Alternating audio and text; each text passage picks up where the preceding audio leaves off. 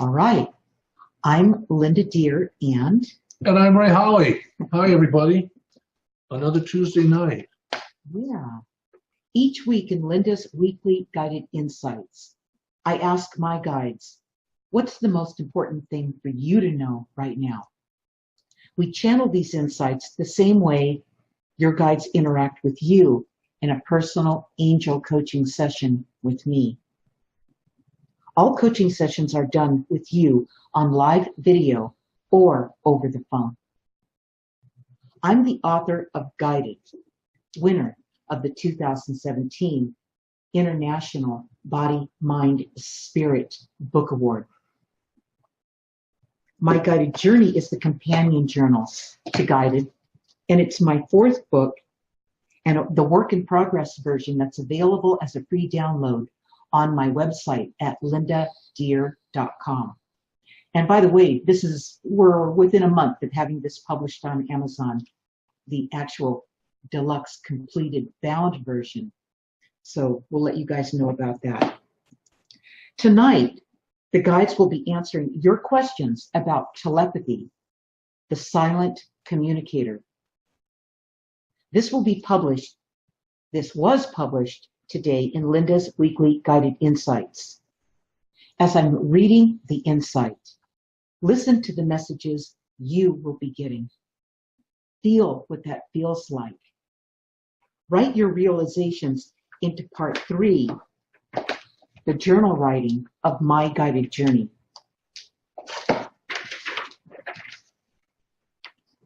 This is all guidance. After I finish reading today's insight, we will be taking your questions and comments. You will get to talk directly to your guides about what this insight means in your life.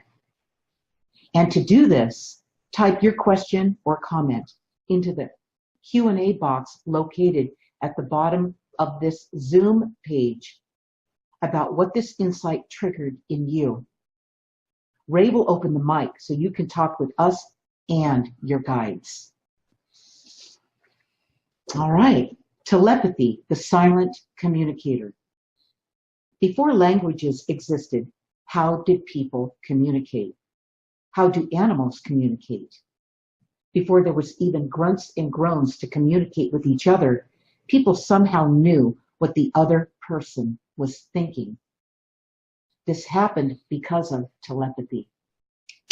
Telepathy is the preferred method that we use to communicate with each other and humanity. Telepathy is pure energy, and it's part of the energy spectrum. Since everything is energy, including telepathy, you can manipulate it with your thoughts.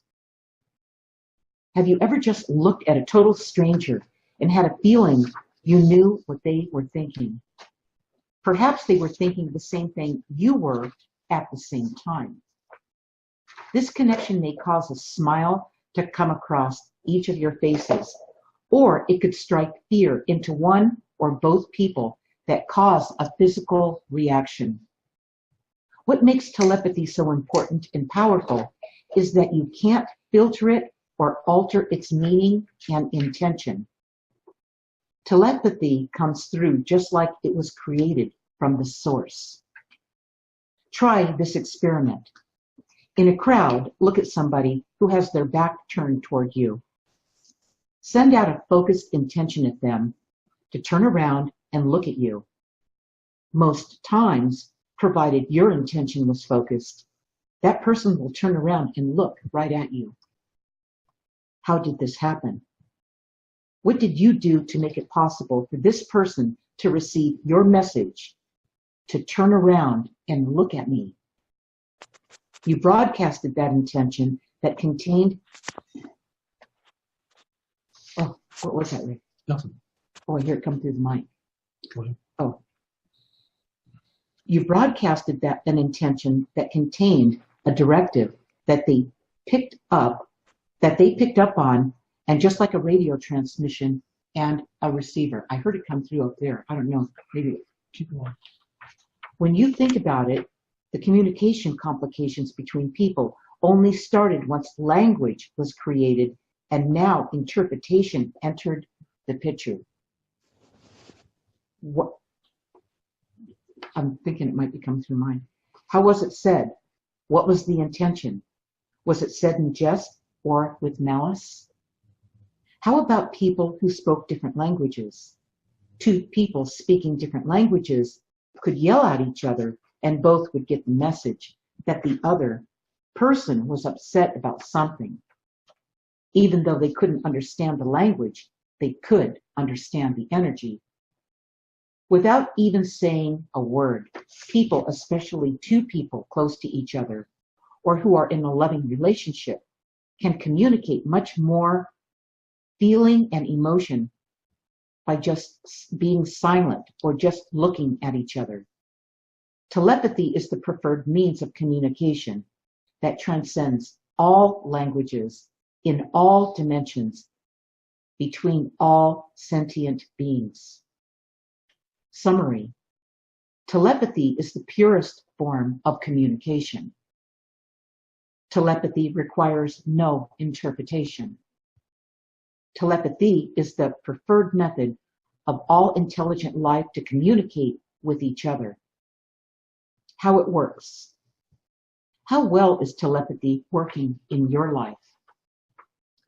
The easiest way to answer that question is to observe if you are attempting to interpret what's being said or going on around you. That's what it feels to second guess telepathy. Telepathy is energy that communicates important messages to you, regardless of how inconvenient it may seem at times. Many times it will surprise you, but the message it broadcasts is always accurate and timely. Write these telepathic messages being sent to you in your journal. They may not make sense the moment they come through, but you will see the connection when you write them down and date them. So start harnessing this free and powerful source of communication favored by all intelligent life in the universe. Okay, so Look at all the people. We have a lot of people we have here. a full house. Was there something up there that's There's missing? probably a mouse running around or something. Oh, okay. I don't know. I'm going to turn on everybody's microphone. All right, you guys. So you can say hi, so we can talk to everybody. Rebecca, Ann, hi, Ann. Hello. Hi, hold on. Hi. Linda Schwartz. We used to know Linda Linda Schwartz. Schwartz is with us. That's great. So We and don't there's see- Russ. Now, where's Russ? Russ, it's good to see what you finally look like. Finally, good to see you. There, he's adorable. Oh, And Ann was with us last week. Kathy Cartagena. yeah. Can everybody hear us? Yes. Yeah, we can hear you. Say hi. Everybody just Yes, it's good. Hi. Rebecca's new. Hi. Hi. Now, where's Rebecca? She's up here in the right corner. there. She's like it's like the Brady Bunch. We can see everybody like the Hollywood squares. Yeah. You guys see the same thing, right? No, they don't. Did you see all of us? Did you see everybody, or just who's talking? I can see everybody. Oh, I can that's see everyone. Some of us don't want to be seen. who's hiding? She said that. No, Kathy. somebody over here. Is Oh. Linda said that. Oh, Linda Schwartz. Linda, come over here, Linda. Linda's reclining. She doesn't want to be seen. Oh, that's okay. Are you still living in Mexico? But I love you. What? Are you still living in Mexico? No, now I'm in New Mexico, but it's almost like Mexico. That's like the old Mexico. Only, yeah, okay. Santa Fe. Anyway, well, at least we can hear you, but you know. And Kathy, Okay, good to see and you. it's Kathy. Let's see, Kathy, are you there? I am there, and my husband's waving in the background. Can you see? Yeah. We can't see either one of you. Oh, you can't? No. No, turn your Yeah, you camera. can. Oh, I can see them. I could see them. Oh, no, they're up there. Well, that's the other Kathy. Kathy Osdinger. Okay. Osdin's. Is This Kathy over here. We have two Kathys. she there? Right? I There you are. Can you Say hear me? something. Yeah, we can hear you. We just can't see you. yeah, I'm on a new phone, and so I don't know how to actually work this. That's okay. Oh, that's okay. Just bring your beautiful face next time. Right. Okay. All right. Oh, there she There is. you are. All right. There you We're are. so glad you were able to do that. Great. Yeah, hi, how are We're you? happy to have you, Kathy. Some new people. All right, Okay, you so guys. we're talking about telepathy. I see everybody got the invitation. I was going to send it out via telepathy, but I thought I'd email it instead. His backup plan, right? Yeah, I made some notes as you were reading, and before you were reading this. Yeah, before there was language. You talked about before there was language. I wrote down grunts and groans, facial expressions, posturing, because animals posture and people posture, Right. sounds, colors, and singing. I think a lot of them could, use music to communicate. Well, that's right. Music. Yeah, or noises, beating on drums or something. Right. But it's a psychic skill. People don't realize that telepathy is a psychic skill that everybody could do very well before they got here. And then with the amnesia, when it sets in, everybody forgot how to do it. Not everybody, Ray. Not everybody. Well, you did. And everybody, you can't say everybody, right? Because we all had those times when we were on, and other times when we weren't on so well. Something happened, or we had pressure on us that caused us to maybe pull back and be more reserved. And sometimes it's appropriate, but it doesn't mean that telepathy doesn't come through anyway.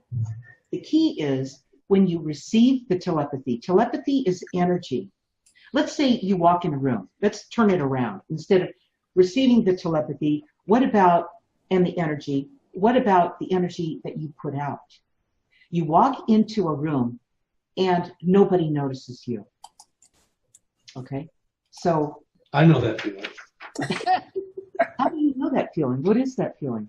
I just kind of slither into the room and just Slither. What a word. Look around. Yeah, that's a funny word, Ray. Okay, so some people try to kind of fly under the radar and not be seen, not be noticed, because they don't, they need to get comfortable with this situation, right? And we've even done that. I mean, even people who are amplified, I've done it where I walk into a room and I'm not sure what's going on, and I just, I pull my energy. You know how that feels, right, you guys? Mm-hmm. You pull your energy down. You kind of pull it in, and it's not that you don't breathe. It's that you don't send your energy out. Do you know what I'm talking about? I do. You guys, I want some feedback from you. Somebody speak up and let's talk about this, because this is important. It's important that you understand what this energy, this telepathy is, so that you can learn to manage it. So go ahead. Yeah, I definitely know what you're talking about. I've had that happen to myself many times. And how does it work? Tell me how it works for you. Oh, if I go into a room and I'm feeling shy or afraid or resistant, then people don't notice me. So I'm sure it's an energy thing. See how much control you have, how much power you have? If you could actually it's just something we all have. It's like built-in GPS. So if you can take it and you could conserve it, okay, and you could just make sure that it's at a certain level where nobody will come up to you. All right, you could do the opposite. You could walk in that room and you could and just let your energy come out, right? Yeah. Okay, how does it feel when you do that? That feels better. It feels more like you, right? Yeah, it feels good. Okay, but some people would say, no, it feels more like me to be conservative, to be reserved. All right? Mm-hmm. It's not me either. I don't, I guess I'm kind of in between, but a little more on the amplified side, especially if I'm excited about something or I like what they're doing, then I come out more. But so the rest of you, talk about how this works for you, how you feel it. I think when you're like working together with somebody, because I remember working together with a surgeon, and we didn't even have to speak to each other. He would make like a noise, and I would know exactly what he needed or what instrument he wanted or whatever it was. And there's like almost like a sixth sense, I guess you would say, when you're in a surgery setting, when you already know what's going to happen and you're already prioritizing and gathering those things because you're already knowing, I guess. Right.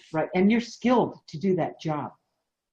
Yeah. On top of it, but your connection to your partner, to the person who's orchestrating this with you, it could be in surgery, it could be like Ray was saying, it could be music, it could be anything where you're connecting with other people. And the opposite's true too. Let's hit the opposite on that. You're working with a bunch of people and they're all fighting with each other, you know? And it's a hostile environment. And you're expected to perform and do really well under those conditions. And a lot of people go through that on a day-to-day basis. And they can feel it. They walk in and it's almost like they go to walk in and it's like, when I was a kid and I grew up in that dysfunctional family, I could feel it before I even opened the door when I was coming home from school. I was like, oh my God, I can feel it. Or I could feel that it was going to be okay that day. Yeah, it's like walking into a situation where it's like oppressive, or the vibe is negative or tense, or, you know, like a surgeon is yelling or screaming, like, you know, or what, even if you just walked in, you have no idea what's going on. You know that the situation is tense. Maybe you didn't even hear that, but you can read that there's tension in the room. And then what do you do? In your case, when that happens, and I know it's happened, what action did you take under that duress? I usually will step back and assess what the problem is. And see. Yeah. That's right. So what you don't do is you don't step into taking it personally. You don't take it on. Okay. So this is important, what she just said to all of you, okay, is when you feel that you've got that GPS, that built-in system that's amazing. You can feel whatever's going on. It tunes you into what's happening. And when it's something that doesn't feel right, like she said, she pulls back and she analyzes the situation. She lets it settle in. She doesn't take it on. That's really important. You know what the Greek said? First of all, telepathy. The word telepathy comes from the Greeks, and it means far away feeling, and which is a transference. They said it was a transference of energy, a transference of somebody's feelings or thoughts from far away. That's why when you're walking towards your house, you could feel what was it going to be like when she got there. Right. Or you have a office setting where it's hostile. There's a lot of telepathy going around there. It is. And you have to be sensitive to it. You pick up on a lot of things without a word being spoken. And a modern day definition I saw said, it's like psychic file sharing. One person thinks it, and it appears someplace else. That's interesting. That's true. Yeah. That's like a mass consciousness. One person thinks up an idea. In fact, they've written books about this, about somebody comes up with an idea about a book or an invention. Or an invention. It happens all the time, an invention. And it's almost like a gift from the universe. It comes to you. Why did it come to you? For some reason, you were one of those qualified people that if you took that telepathy, that information, and you acted on it, you ran with it, okay? And you put out your own form of what that translated into in the material world, okay? That was your gift. But you know how many people get that telepathy and never act on it? A lot of them. That's why you said an invention. It's like the sewing machine.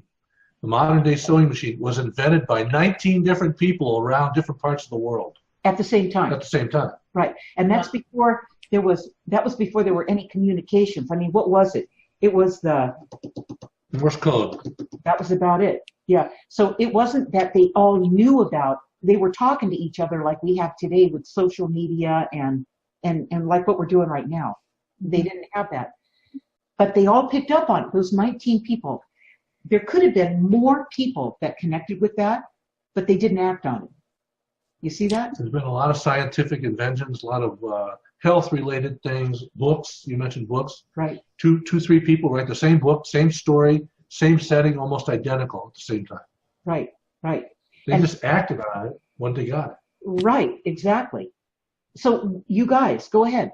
I have something to say about that. It's Linda, the invisible Linda.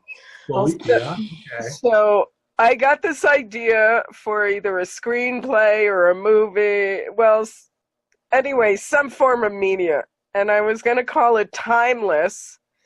And it was about going back to pivotal moments in history. I don't know if anyone is aware. There has been a TV show that materialized. And, you know, It's called Timeless. yeah, and those guys did such a great job. I probably wouldn't have done as good a job. And they had the contacts and the means to move it forward quickly. So even if, you know, I had the idea, sometimes I get great ideas, but, you know, I'm not that driven and it wasn't that important to me. I like to play with the idea, but then there were the people who were already in the industry and they made it happen pretty fast. And I must say they've done a good job.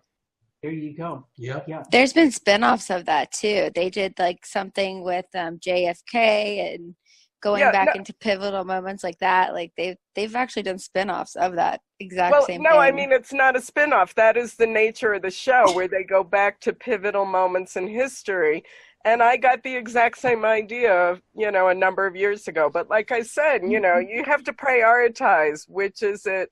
Even if you have good antenna and you're picking up ideas, it doesn't mean that you want to or you're the one that's going to make it happen. You catch it in the airwaves. Yeah, exactly. That's what I mean. Yeah, it's like you'll coin a phrase. You'll come up with something like, I don't know, no one's saying it, but all of a sudden, bleh, you just came out with it. And you don't even know where it came from. But there it is. And then pretty soon the whole family's using that coined phrase with little things going on in their house, you know, and they're having fun with it. Then all of a sudden, it becomes the number one hashtag, right? You know, I mean, it becomes huge. Okay, so all these people were picking up on it. It's interesting how this all works. Mm-hmm. I find it like very interesting too that for people that I love or people that I really care about, like even if they're far away, like I'll be thinking about them and I'll give them a call.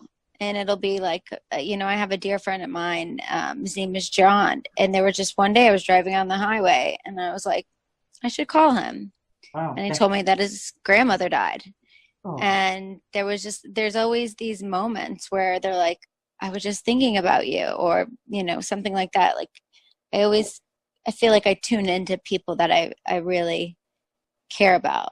So and that's true. That's so true. Even if you don't act on it or you're not sure about what it was, write it into part 3, the journal writing part of My Guided Journey. Write it in there and date it and just keep it going. You know, it's just another one of those things that you document and journal so that you can start to look back at your life. You can start to look at this out here where you've written it down and pulled it out of the ethers and into this world, you know, and look back at it as you connect the dots, page after page after page after page, at connecting the dots, and you'll see amazing stuff going on. It's all connected, you guys. Telepathy just happens to be an energy connection that we all have. And you might even have an energy connection with something where you recognize that energy. Like I'll use this example. When I grew up, I had eyes in the front of my head and I had them in the back of my head too, because my mom was always up to something else. All right. And she was attacking me from I couldn't believe how much she just loved it. It was her only sport. Pretty much, right? And I had to be on my game. I had to be really, really tuned in. Now, I did not want to be tuned into that. I did not want anything to do with that energy, but I had to be at least aware of it. I had to, you know, have it out here. I had to know when it was charging at me, so I wouldn't get completely caught off guard. But it's a hard energy. It's if you're fighting something like that, like some people go to work and they battle this all day long, you know, at a job that everyone's just backbiting each other. It goes on a lot. And under that type of duress, if you're under that duress long enough, it will distort you, you know? So if you're married to somebody who's a jerk, you know, and they drive you crazy, after a while, it will wear you down. So the telepathy is good, but it's not good if you stay in situations that are not good for you, you know? A lot of times you can't filter it out, though, because some of the things I read that when I was looking into telepathy, it said it's not just messages that you get, you know, like it's feelings. It's feelings Yes. and emotions. So you could be sitting like in a coffee shop or a restaurant or something, eating by yourself, and all of a sudden you're overcome by sad emotions. Oh yeah. Oh yeah. Okay? And there's somebody else around you feeling the same thing, and you're just picking it up. Mm. It wasn't on your mind. You weren't thinking about it until somebody else was. It's that psychic file sharing stuff. When I connect with something like that, I don't necessarily feel it from somebody that's in my immediate environment, like in a place where I don't know them. For me, it happens where I feel something coming.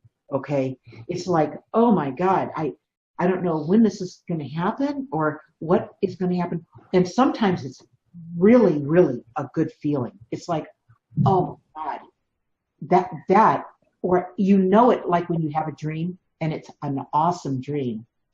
And in our case, we interpret our dreams, you know, and figure out what they mean. And we'll sit with the guides and let them come through and tell us about that dream so that we make sure we're heading in the right direction with that interpretation. But telepathy doesn't require interpretation. It's an instant knowing. It's an instant knowing. And if you ever take the moment to decipher what the telepathy meant or what you wanted it to mean, you know, it's an opportunity to manipulate it and distort it.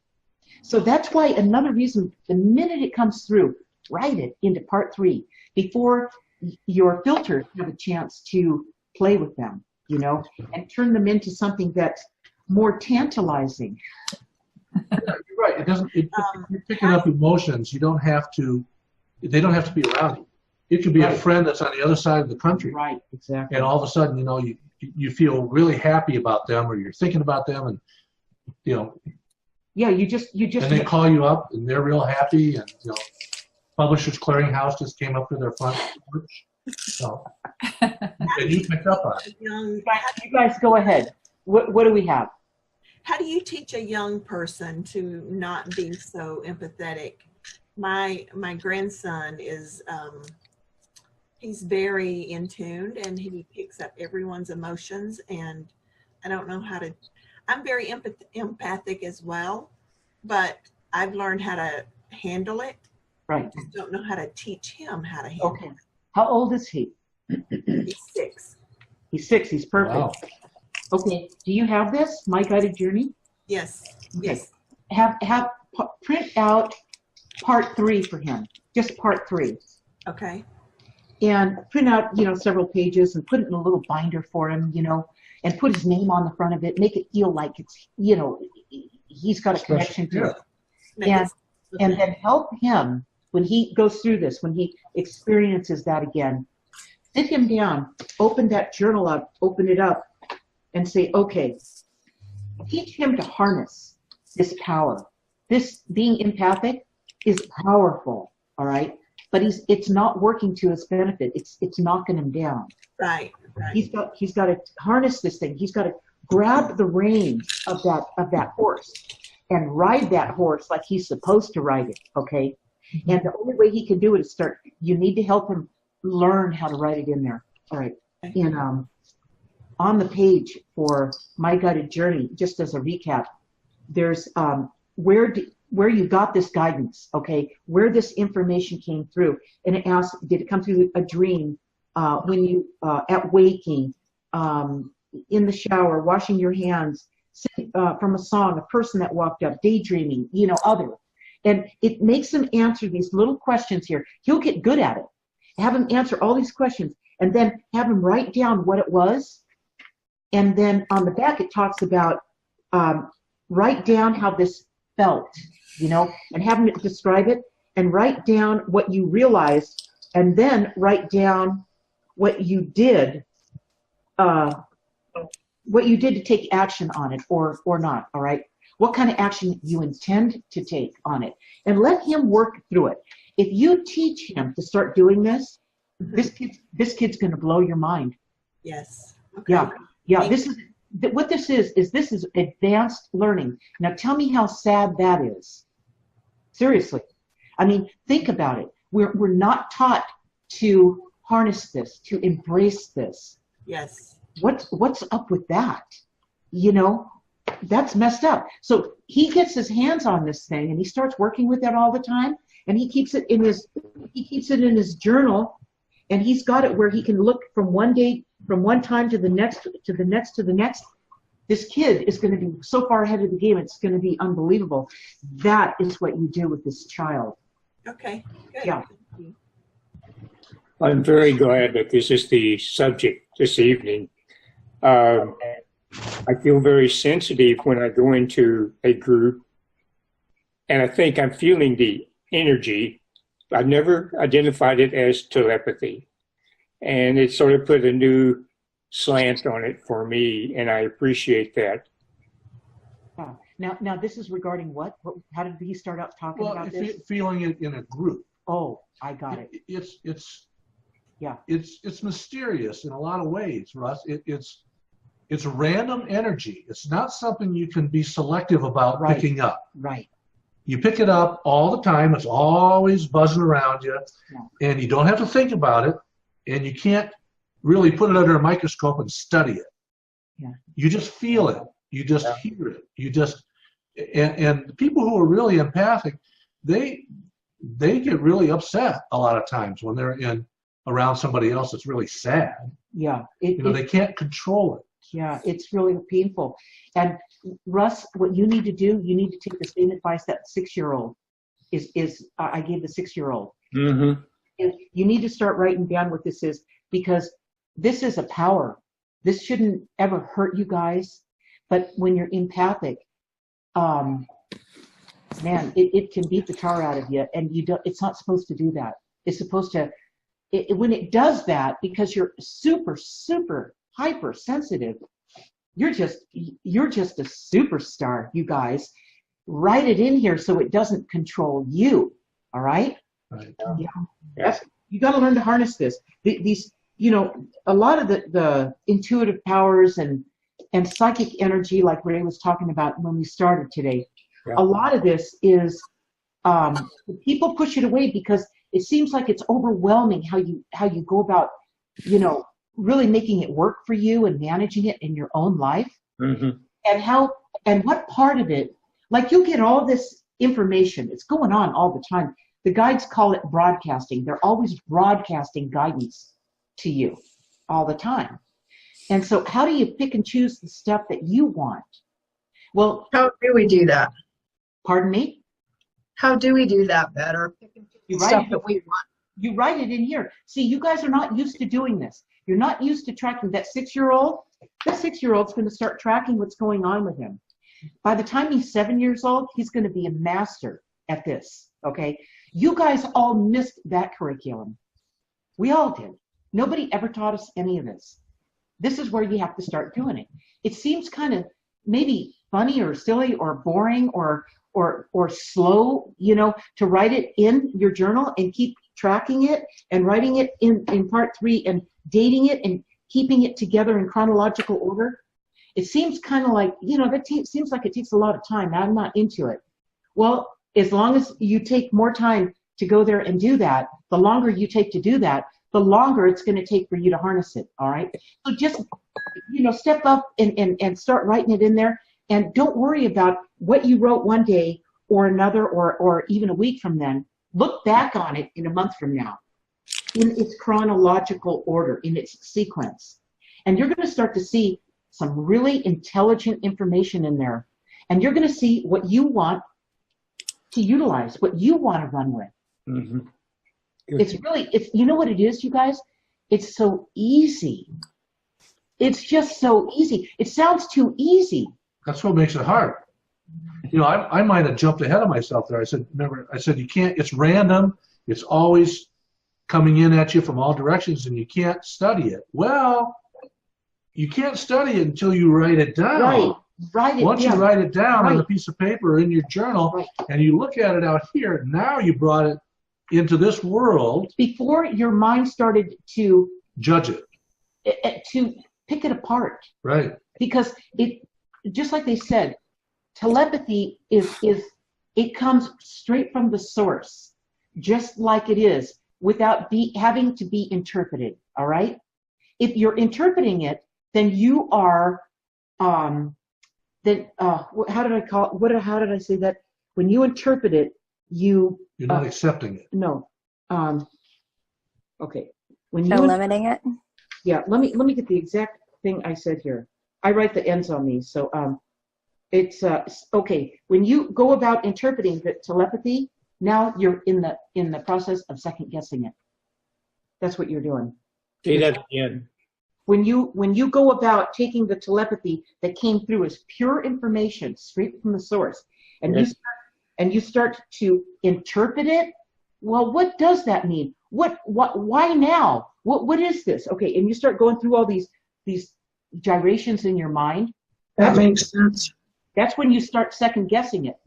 And when you start second guessing the telepathy, it lost its value. That's why before you even go into those mental gyrations, write it in here. Don't give it a chance to do that. I think that's what's beautiful about journaling today. Like, once I just started, it doesn't matter like if it's wrong or right or anything. It's just what's coming through and what I'm writing down. And it makes sense to me. It might not make sense to anybody else, but it makes sense to me. Right. And so that's when I can go back and look at that. Look at what worked for me. Look at what made me feel empowered. Look at what direction that led me in. And what'll happen is in a month from now, when you look back on it, and 2 months from now, when you look back on what you journaled, what all that writing was, you will see something totally different that you missed. Yeah, you find things that you wrote down months ago, and you realize, hey, I was warned about that 6 months ago. Right. And again 4 months ago. And what it'll do, that's perfect. And what it'll do, it'll give you the opportunity to actually look back at it and see what Ray's talking about and see it right there and go, well, I missed that opportunity. And I thought that's what was going on, and sure as could be, that's what it was. And you just keep flipping through your pages and seeing the evidence over and over again in different ways. What's happening is you're beginning to know just how much you can trust yourself.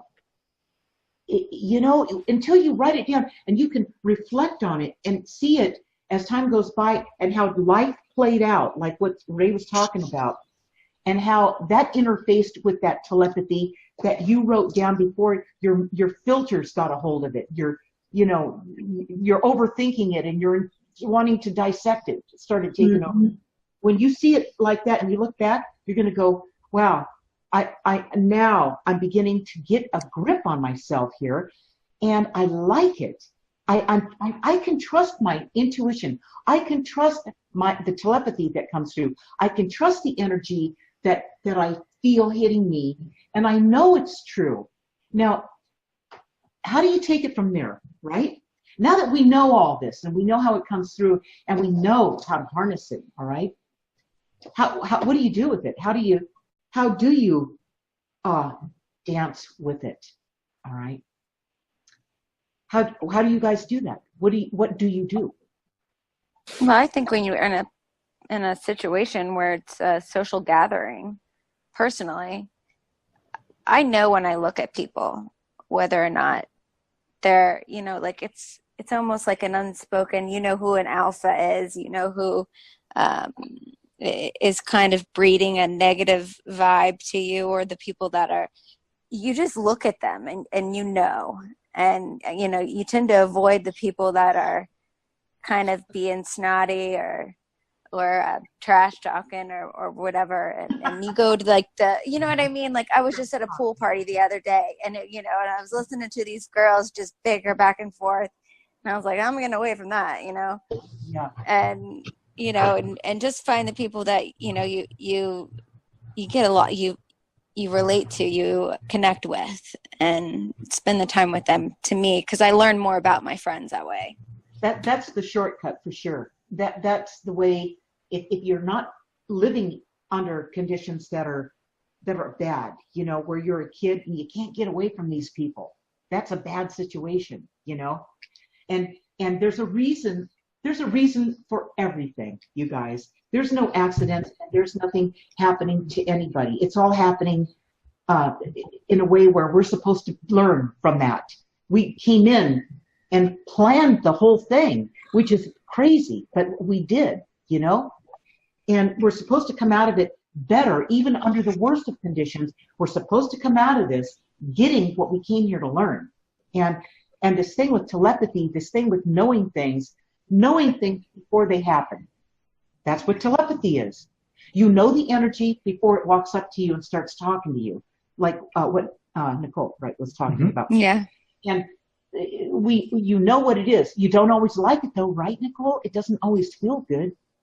No, like in my work situation, I know that, going in there, but I have to take a breath, say a prayer before I go, and I let myself, you know what I mean? I don't take it personally. I know that this is a process, whether it's building patience within me, whether it's building, you know what I mean? Like I do. It's refining me, I guess I want to say. And you need the experience for some reason, right? Yeah. Okay. How long have you been at that job? 2 years. Okay. And how much longer do you plan to be there? Not long. I've actually found another. I'm looking at another position. So that lets you know that you learned what you went there to learn, and you're almost done, Nicole. Congratulations. Congratulations. And you're walking. Thank you. What you're doing, Nicole, is you're walking away with the good stuff, and you're leaving the rest, right? Yes. But I find myself, sorry to interrupt you, but I find myself correcting myself because it's such a toxic environment that I go in there and I pray and I say, let my thoughts not be, negative. May they be positive. May my words be positive. May my heart and my intentions be positive.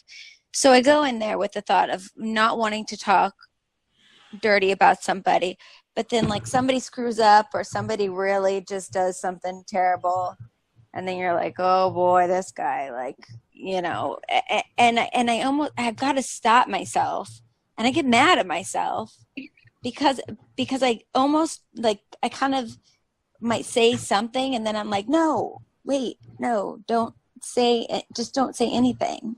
Yeah. So I'm still kind of learning that. You don't want to match their energy with yours. No. And I tend to walk away, but I don't like that I had something to say about it as well. Okay. Even if it's just a little something, I'm going to say, well, you should. I'm going to, go ahead. Somebody else was going to say something there. This is Ann. I was going to say that you don't realize that when you speak it, it loses its power. If the thought is in your mind, we're talking about telepathic communication.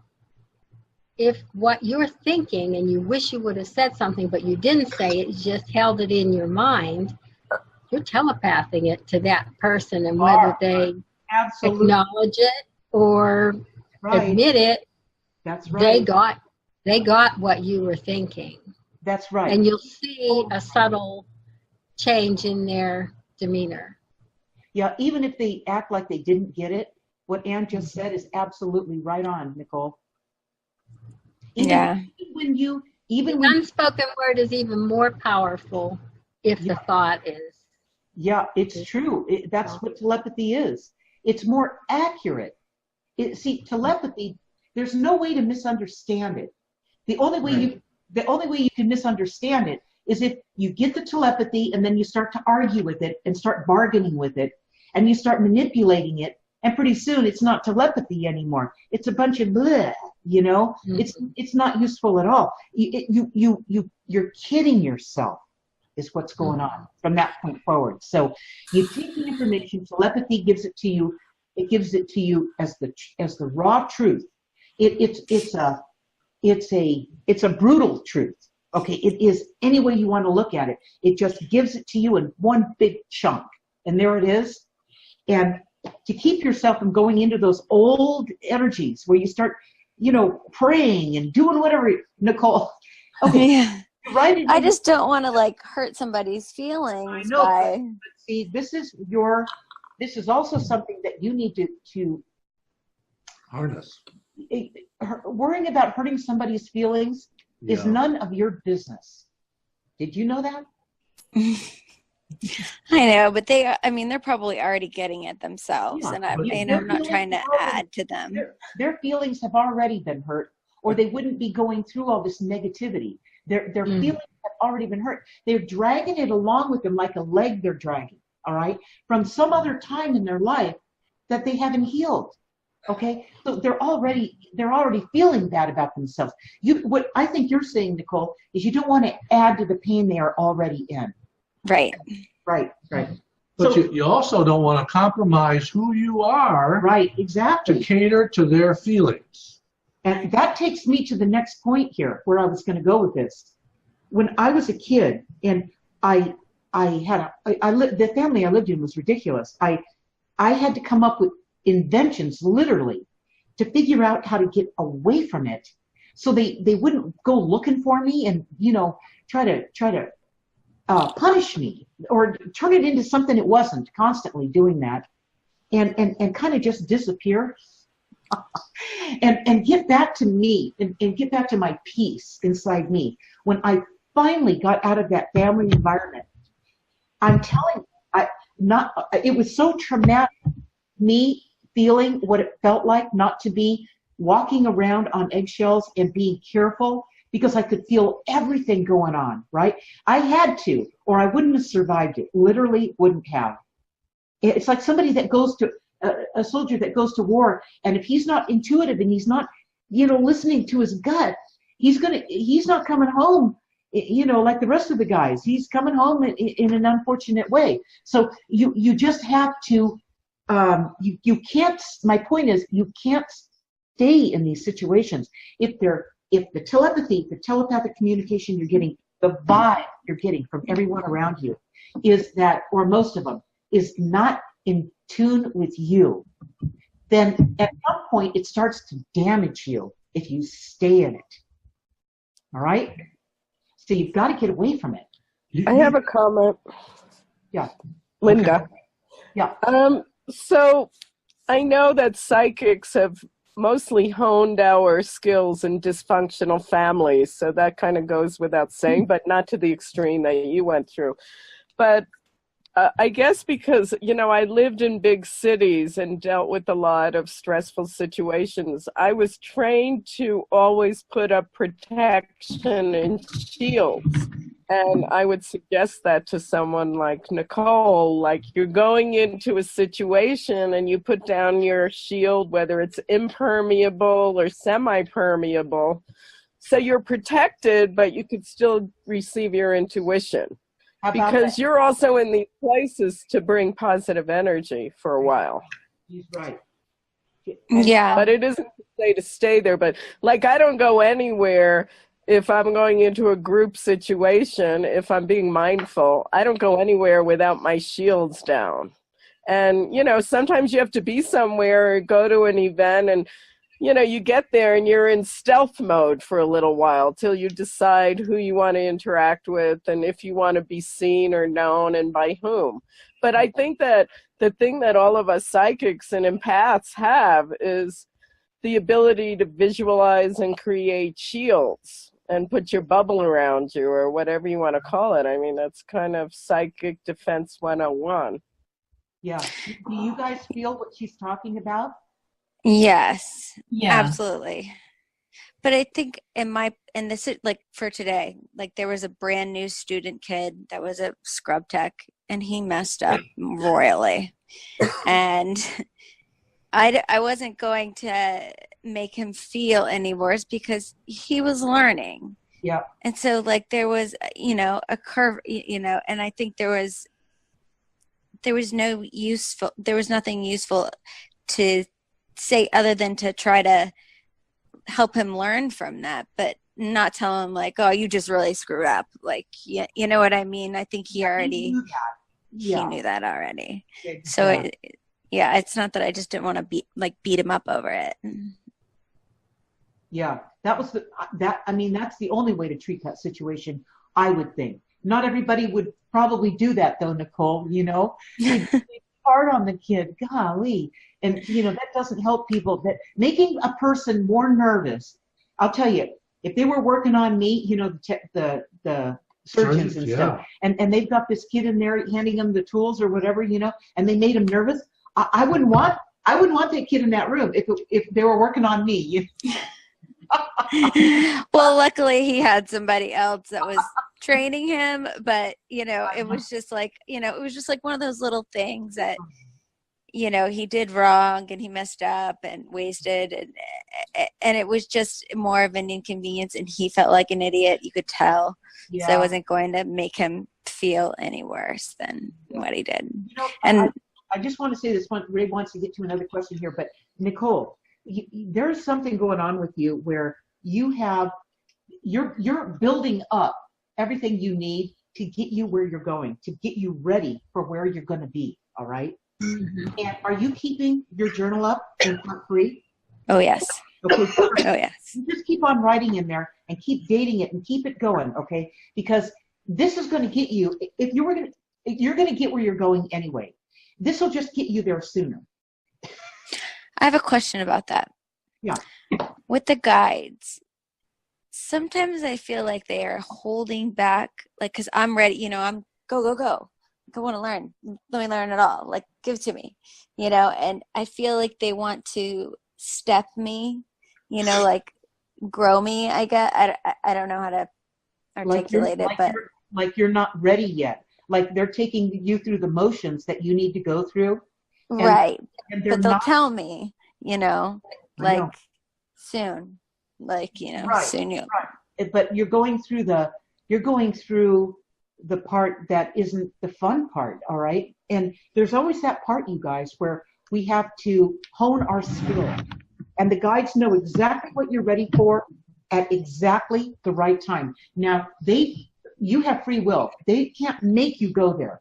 You have to walk that way, but they know what you're ready for. And if you've got what it takes, this will help you get there.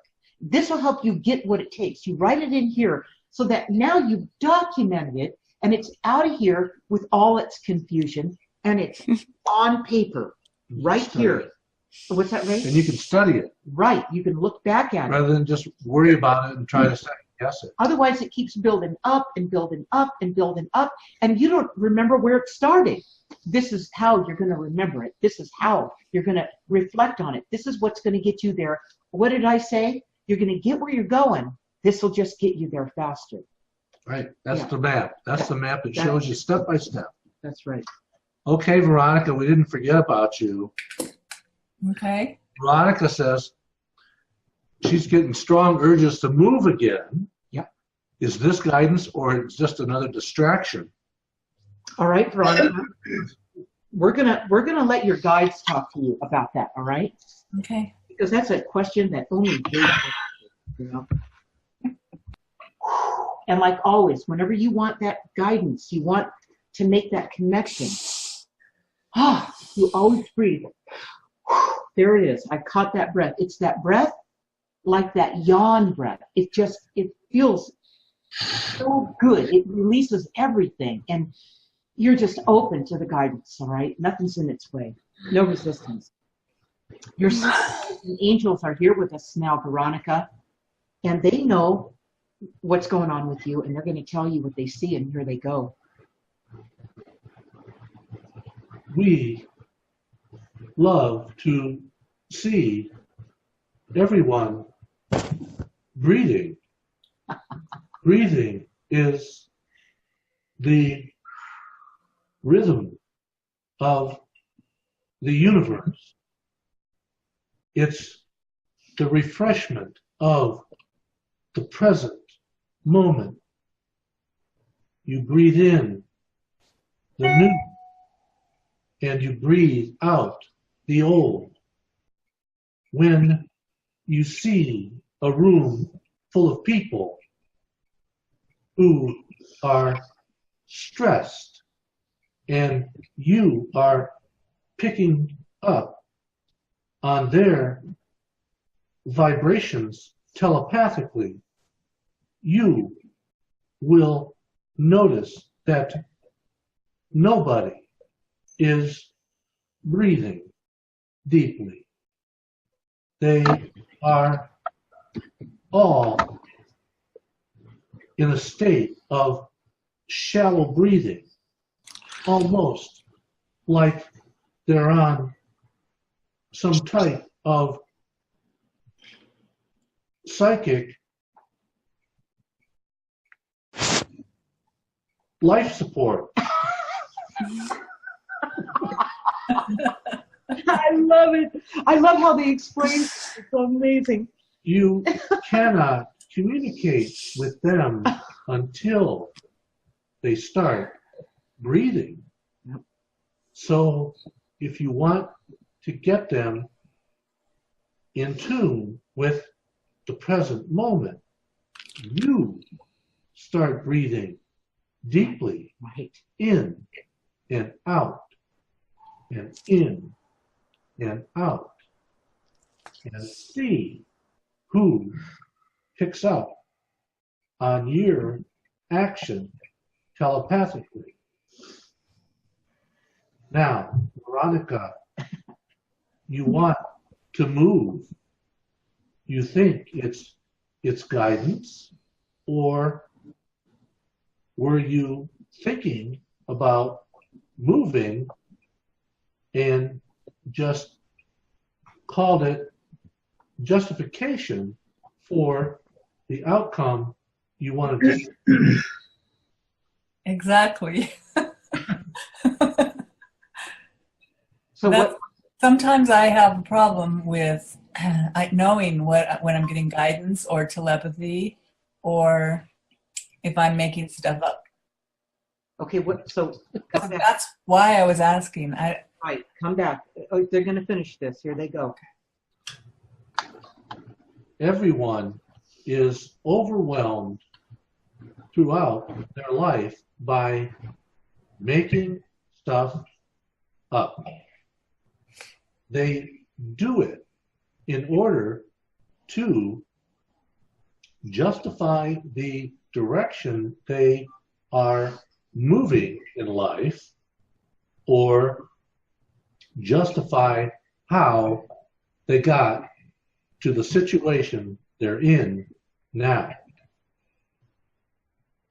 Making stuff up will hurt you over the long run, because it will eventually take the place of receiving clear guidance. If you receive guidance that makes you feel uncomfortable, or it's not something you wanted to hear, you can be assured that was guidance and not something you'd make up. You wouldn't make up things that disturbed you or didn't go along with the path you thought you were on. Okay, but in Veronica's case, what's going on in Veronica's case? What she wants clarity on this. Wanderlust. Oh. In one word. Yeah. So where would you move? You live in a beautiful place. I have no idea where I would move. You know, Veronica, I'm just going to say this to you because it's what I'm feeling. Mhm. Is you're looking for something. Yeah. You went there looking for something, and you're still looking for it. So you're thinking it's not there. Right. It hasn't shown up yet. Okay, but what you're looking for isn't out there. It's in you. Okay, so it's that's almost like the bad news, because wouldn't it be so much easier if it really was out there and you could just move there and everything would be great, you know? I know. So, and I will say this to you too, it doesn't mean you have to stay where you are. In your case, Veronica, what I feel is, and we'll have the guides talk about this, we'll have them comment on what I'm about to tell you, just to make sure I'm not off track. What I'm getting with you is you could stay where you're at, or you could leave. In your case, it really wouldn't matter if you did either one of the two. Let's see what they say. You could do what you do anywhere. Now, all you have to look at is, are you moving toward something new and better, or moving away from something you dislike? That's good. Yeah. Okay. And it might be that how long have you lived there, Veronica? Not very long, right? Just like 4 months. Okay. To me, that would be, in my case, I think that would be long enough for me to go, this is a fit or it's not a fit. Well, I do know that it's not a fit long term. Yeah. Because, I mean, maybe I could get used to what triggered it was the cold weather. It's like June. People are wearing coats, and I'm like, Yeah. Come to Florida. It's 100 degrees outside. No joke. Where are you, Veronica? I'm in Bend, Oregon. Oh, okay. Yeah. So I do know that it's not a fit long term. And maybe that's why I was like, well, maybe I should just go ahead and look about leaving right away. Where would you go? I don't know. Wait, where would you go? I don't know. Okay. Yeah. So how would you find out? Here I go. Okay. How would you find out? I'm going to take you on your yellow brick road. Okay. Okay. And so how would you find out where that is? How would you begin to even imagine where that is? Well, and I kind of have begun to imagine. So, and I have one friend who lives in a community in Tucson. So I've talked to her, and she says it's wonderful. There's community and, all that kind of stuff. So I do want community, and I want warm. And then also I saw Deepak Chopra on an Instagram thing or something about this community in Florida that is some lake something. And again, they're creating this community around meditation and stuff like that. And so why don't you make some trips? Why don't you plan some little vacations and leave yourself where you are in Bend, Oregon? That's where you have yourself, you plopped yourself down. Yeah. And instead of uprooting all that, just go up and start looking into these other places. You really haven't had a chance to do that. Yeah. Where were you before Bend? I was in Albuquerque for a year. Right, I remember that. But that was with family, and so leaving there was very clear. Yeah. And I came here because I was leaving there. Right. It was a good thing to get you. You're on your yellow brick road, You're taking your journey. So what you do is you need to realize that you're still on this journey. Mm-hmm. And you need to keep looking over the fence and checking that out and going and looking that over and go investigate these things. And along the way, not just a destination that takes you from Bend, Oregon to Tucson, Bend, Oregon to Florida. I'm talking about everything that goes on along the way. Pay attention. Pay attention to everything, because it's on our journey that we find out where we need to be. All right. It's on our journey. So it's that person you meet. It's the adventure of that journey. So let it be fun. And don't worry about leaving Bend, Oregon. You will leave, but when you do, you're going to feel good about doing it. You're going to have given yourself a chance to go out there and look things over in a broad way, you know? Yeah. Yes, choices. You should be very happy that you have the choices you do. Right. So true. And choices, no matter what you do, all have what? Consequences. Right. No matter what you choose, always has a consequence. Right. So don't be afraid. Absolutely. Jump right into those consequences. Let's go. I mean, look what happened to me. What happened to you, Ray? When my ex-wife said, "Why don't you go to Sedona and don't come back?" 2 weeks later, I met Linda. I was single for 2 weeks. Okay, I have a comment since I'm an expert nomad. This is Linda, Invisible Linda Veronica. It really is. Yeah. I think what's helped me at different times is making lists of what priorities and experiences I desire from a place and in my life. And that can, and you know, what are your real priorities and your non-negotiables? You know, like you don't want cold weather, and that certainly limits things. Right. And certain demographics, or you want to be around conscious people, or in my case, I hate to drive. So, you know, like you have to look at your priorities. And even though they say wherever you go, there you are, I disagree. I felt that each place brings out different aspects of myself. Mm-hmm. That's good. That is good. And the guides told me to do that too when I had the reading with you guys. So Right. That's right. great. Thank you very much, everybody. Speaking of people moving around, look at Bridget has a new apartment. Bridget, there she is. Hi, Bridget. Hi. Well, this wall is blank. It won't. Yeah. I still have to. So you got all moved I okay, huh? haven't put everything. Great. I did. Where are you? I'm in Omaha, Nebraska. Oh, wow. I just moved. It's really hot here. If you want to know.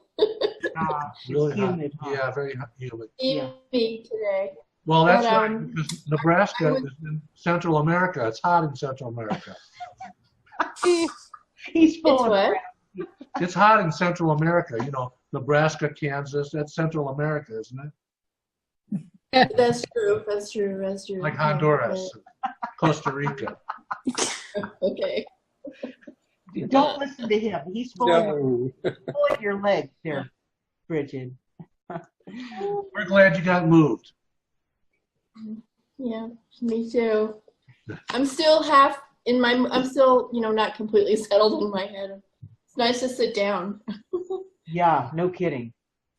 Moving's an ordeal. I don't care how if you move across the country or you move upstairs like you did. Look at all this talk about I just moving. moved Look at Everybody's moving. Why is everybody moving? Moving jobs, Yeah. moving apartments, or like Veronica, she's going to start looking over the fence and looking at what other places about it feels good to her. And Linda, she's the The nomad queen. She's lived all over. she has, and she's always moving. To her, she doesn't know how else to be, So it's all about. There's a lot of. Getting old. It's getting old. Oh. But I still have this wanderlust, but it is getting old.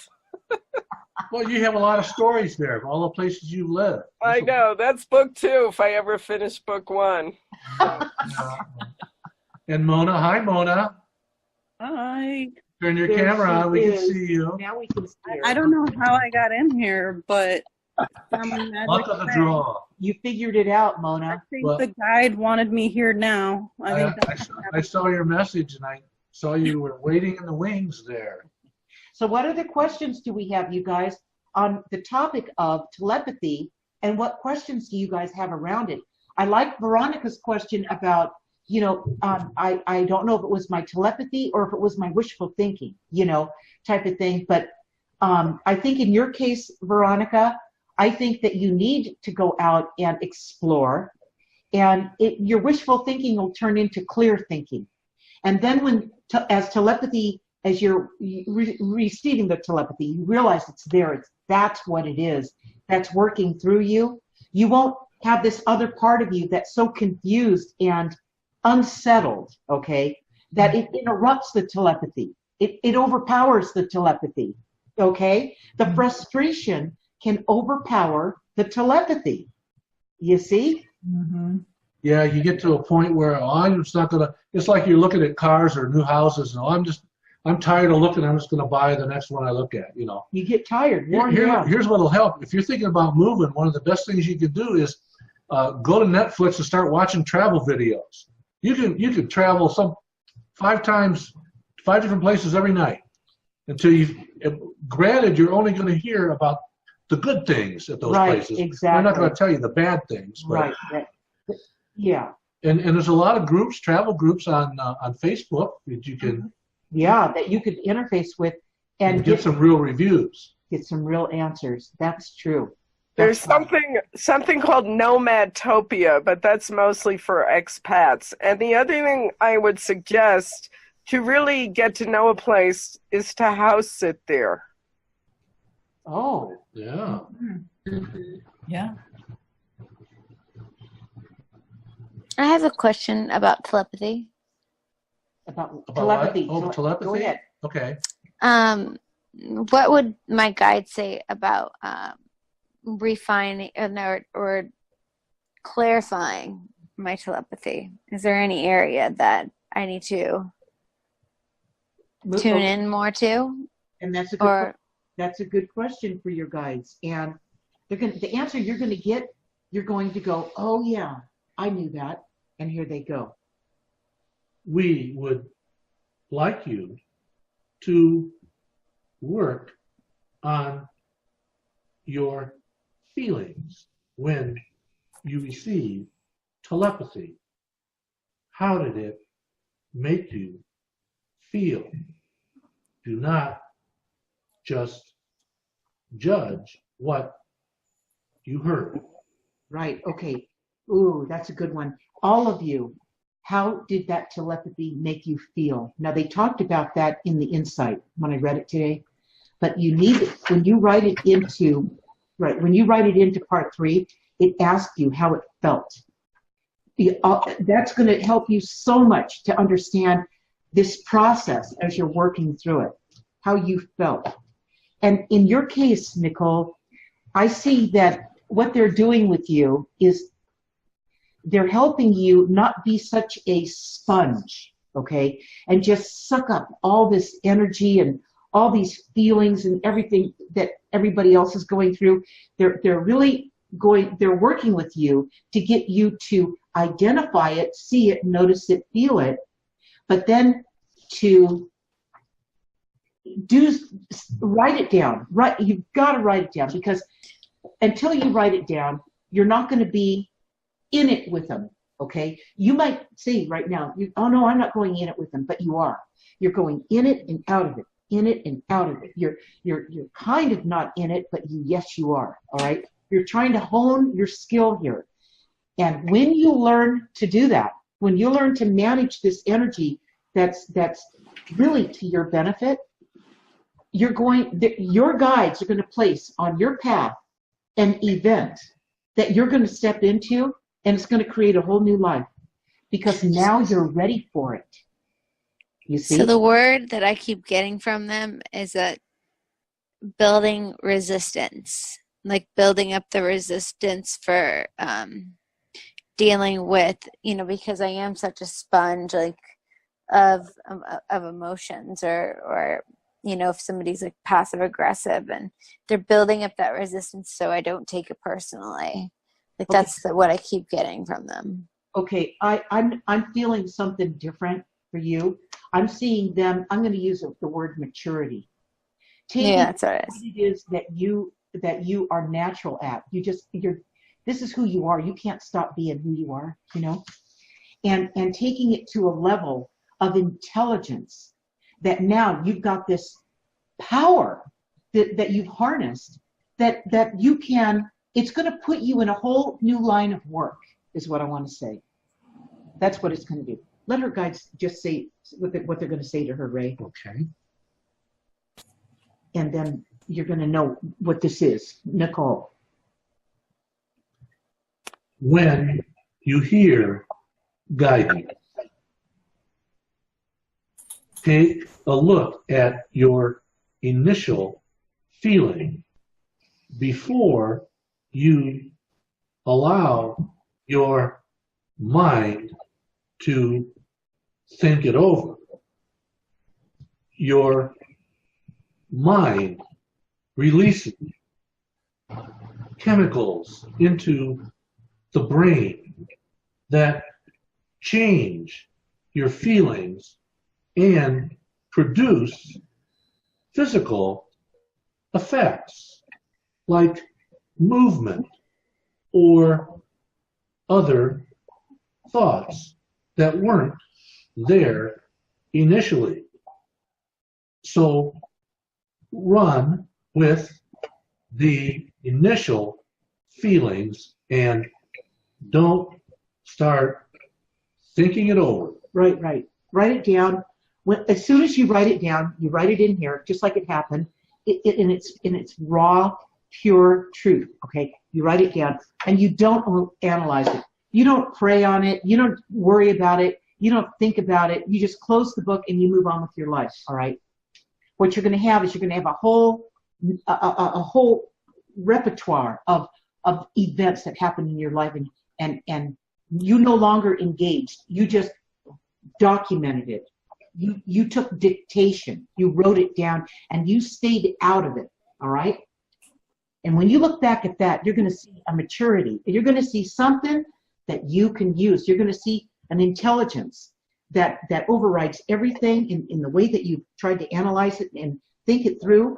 You're going to look at that kind of thinking and go, wow, I was just stumbling over my own feet. I just kept getting in the way. I kept chasing my own tail. I wasn't getting anywhere.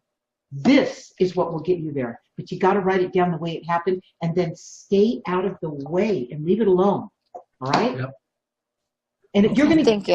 like I said before, Nicole, and all of you, you're still going to get where you're going. You're just going to get there faster when you do this. All right? All right. We have somebody here in the top row. Raise their hand. Rebecca. Hi, Rebecca. Hi. Becca. I have questions quite a bit like Nicole's, but it's just wondering if there is anything in particular that I'm not picking up, missing, that my guides are trying to communicate or bring through to me. What do you think it is? Okay, let me rephrase that. Let me stop myself. What do you feel it is? Forget about this. What do you feel it is? I'm not sure, but I can feel it, but I can't really express it. Okay. Okay. Could I just chime in here real quick? Because I think the confusion comes from like, okay, this is what I want. I don't have it yet, and it's irritating. But you have a time period where you need to wait for that to happen. So even though you're feeling irritated right now, you're not really sure if this means stop wishing for that, or if it's like, good advice. Yeah, I don't know. Everybody's kind of conditioned by society and the media for immediate gratification. True. So true. Everybody wants to be. I don't think it's anything in particular as far as a certain subject or point. It's a behavior.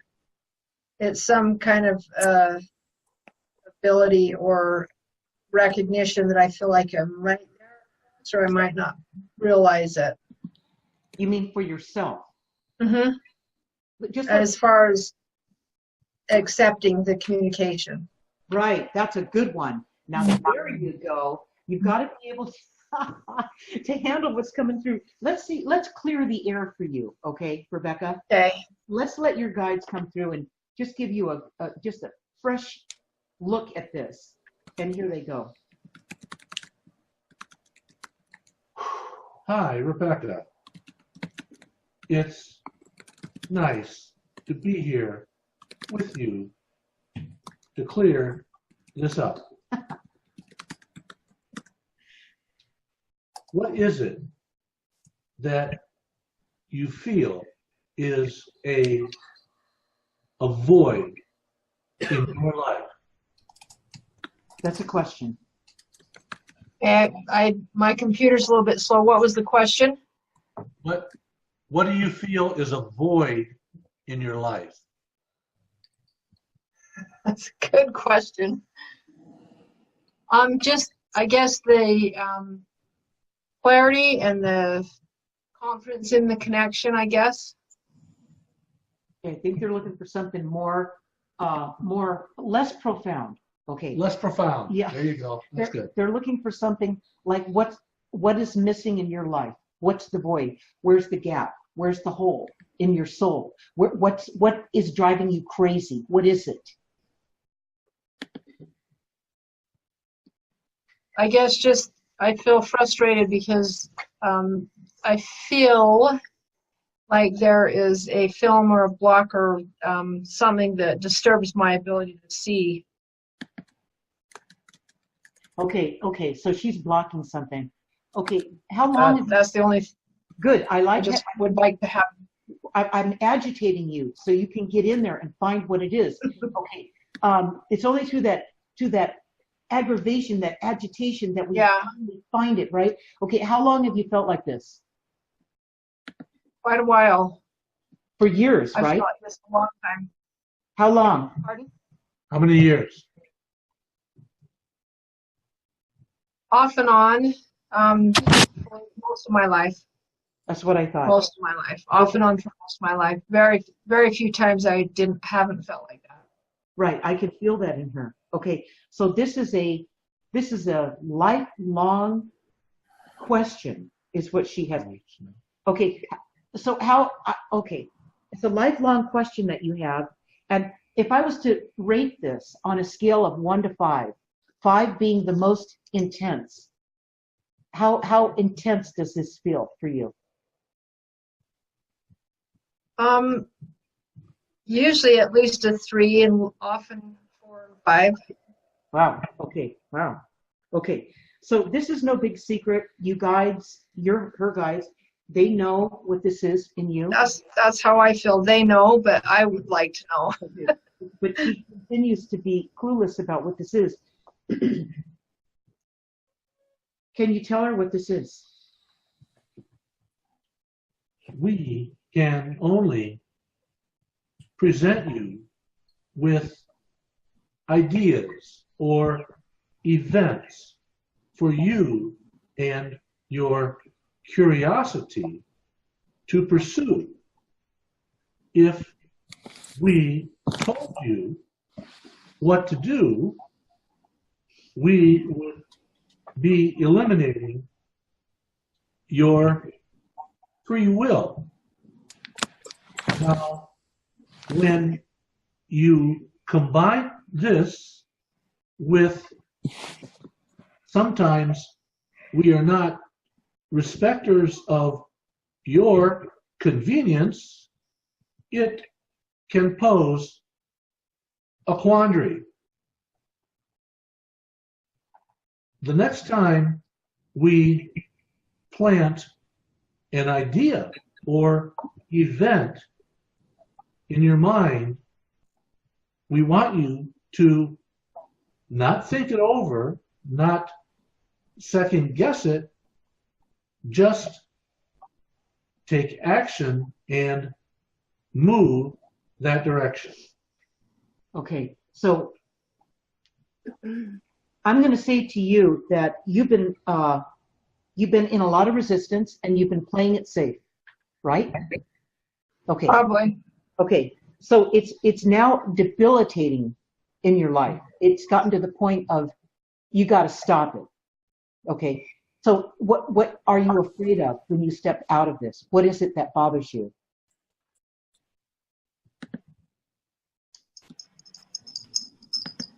I'm usually pretty courageous as far as stepping forward and following through with change or different things or whatever I can see that I need to accomplish or do in life. So I don't. But you've been missing.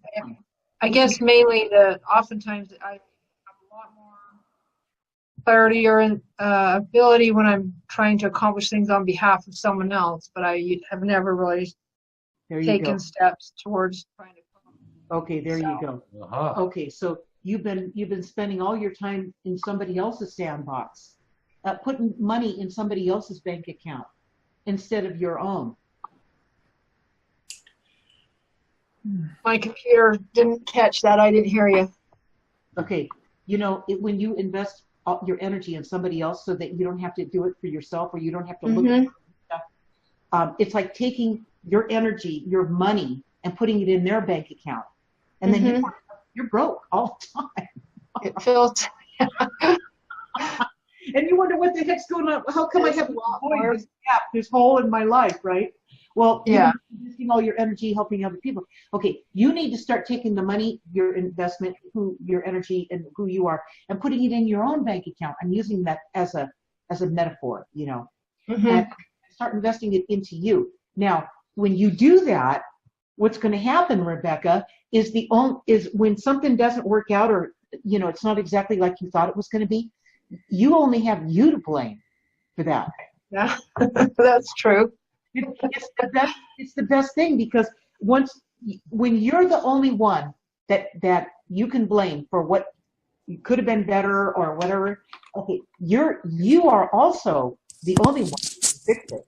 Nobody else out there can ever fix it, but you can. So you have power over the situation. Now that you see what went wrong, you can fix that, because it's you. You're the one that knows how to do that. Okay, so that's what you need to do. You need to start focusing on yourself instead of running around out there trying to get everyone to like you.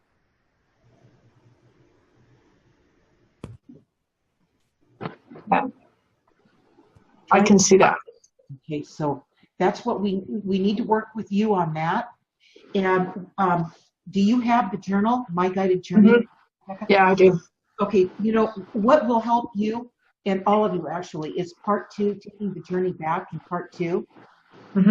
And I get, with each one of those pages is a video that's associated with each page that puts you in the right mindset, like I'm doing with you tonight, right? And putting you in the right mindset so that when you take the journey, you start on, whatever page you want to. Say you start on page 10, because that's what gives you feel the most energy coming from. And you watch the video associated with that, and then you start working on whatever page feels right to you. It's just going to start showing up. It's going to happen quicker than you think. Things are going to come together for you, and you're going to get your life back. You really are. And this is something that you've been doing your whole life, Yeah, so, it is. Yeah. So in your case, part 2, start working on that right away, Rebecca. Okay. And if you have trouble starting from page 1, 2, 3, 4, 5 up through 18, start where you feel comfortable, where you feel where I have some of them done. Okay. You do. Okay. Yeah, I have some of them done. Great. I haven't done it for a whole while. Okay, then start working in that direction, because what you're doing is you're like an onion. You're peeling off all the layers of that onion to get down to where it is, to what you need to identify. And Rebecca, you'll stop doing this. You won't do this anymore. And when you do help somebody else, it'll be in a healthy way. It won't be where you're over investing in one area to avoid yourself, Yeah, I can see that pretty clear just watching you say it. Yeah, something back there tripped you up and sent you the wrong message, but it went in so strongly that you're like, oh, I'm frozen in it. I don't know how to get out of it. I can't see what it is. So just keep working through that. Yeah, I appreciate that. Yeah, and if you have a question about it, you can always email me at linda@lindadeir.com. And if you have a question, I'd be happy to help you with that, okay, to help move you through it, Rebecca. Okay, I appreciate that. And let's let your guides wrap up what they want to tell you. Ray's feeling it. And here they go. It's time for Rebecca to get serious with priorities. It's a fact that you must put on your oxygen mask before you can help anyone else with theirs.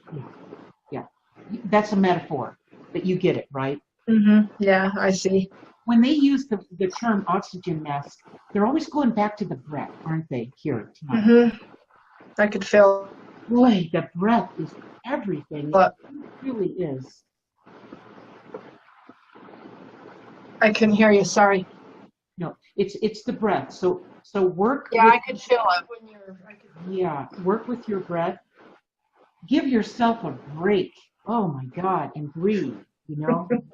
Wow. You know, you try really hard. It's time for you to try hard to your own benefit here. You know. And start doing it that way. You're going to get it together sooner than you think. Just take that journey in part 2. Finish it.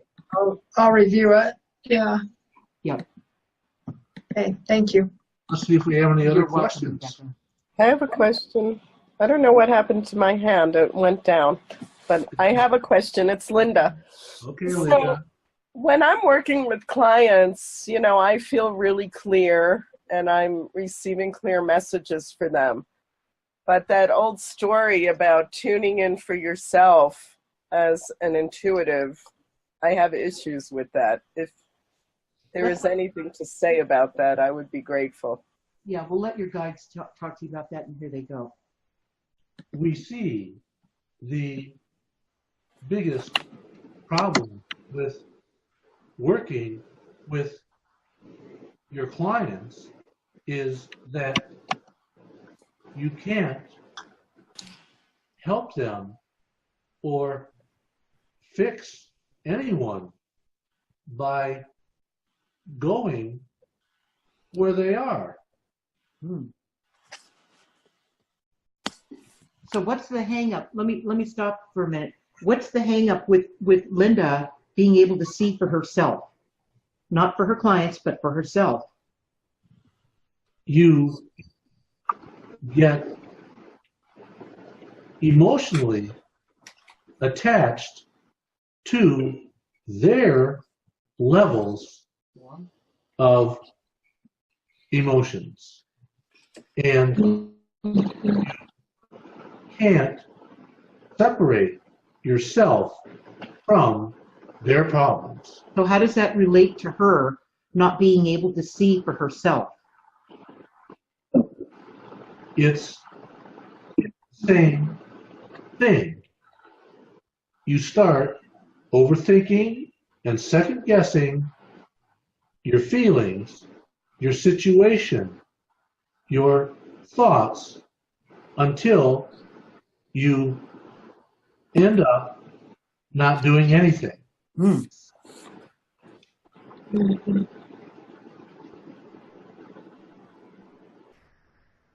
Is Linda on the? She's down here. Okay. Is she still with us? Yep. Yeah, I'm here. I'm here.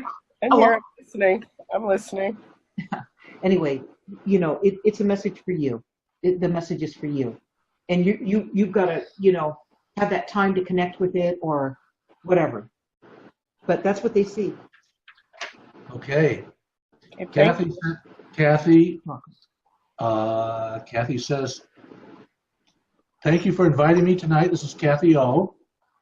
Thank you for inviting me tonight. I'd love to come back next week. We'd love to have you back next week, Kathy. Thank you for coming. Yeah, thank you. She's new this week. Oh, we're happy to have you, Kathy. All of you. Okay. So what's going on with Russ? Let's make a Russ, yeah. Russ, you and I are the only male. We're the only males here in this group. I don't know if you recall, we had a counseling, I think it was last Friday, Thursday or Friday, which was just very helpful for me. And I've been elated from it ever since. And I took lots of notes, and I replay the video twice a day. I really enjoyed the feedback. Great. Thank you. Well, you gave that to yourself. And you did, and you were You were guided to do it, Russ. I mean, at some point, see, Russ, I think that you're an empathic person, Could be. I think so. Yeah. Yeah. And I think that you got more that way as you got older. Yes, definitely. Yes. And so you're on your yellow brick road. You're being guided in a new direction in your life. Yes. How would you describe that journey for yourself? In the last year, Yeah. for me, my wife passed a year ago, and I was suddenly on my own, and I had to find my strength in all of that. She did everything, and I make the analogy: she drove the bus, but I kept the wheels on the bus, and now I'm finding a strength that I did not know I have, and I'm traveling the world. I'm making lots of trips overseas, and I'm just delighted with my life right now. And you're on your journey. You know, whatever you do, Russ, from now on, you know that it's all about tracking what's going on with you, right? And writing. That's true. Yes. And are you doing it? Are you starting that? I've been. I don't have that book, but I've been journaling for the last year. That's right. Yeah. What a lifesaver that is. It is. Yes. I know. Yeah. It moves you along, but not in a direction that's delusional. It moves you along in a direction that's magical, that is way more than you ever thought. I know. Yeah. It really is. Now, yeah. Russ, how old are you? 82. 82 years old, 52 when he started to learn this, all right? These guys, these old dogs do learn new tricks, you guys. You bet. I mean, you guys are handsome old dogs, I'll tell you that. We are. Look, we got hair still. Platinum blonde. Okay, so Kathy C, Kathy Cartagena, she put a question up and we didn't see it. It was at the top here. Ray, as you know, my husband's battling cancer. My question is this: is this a life lesson for me or for him or for both? That's interesting. Let's let your guides, only your guides know the truth. And here they go.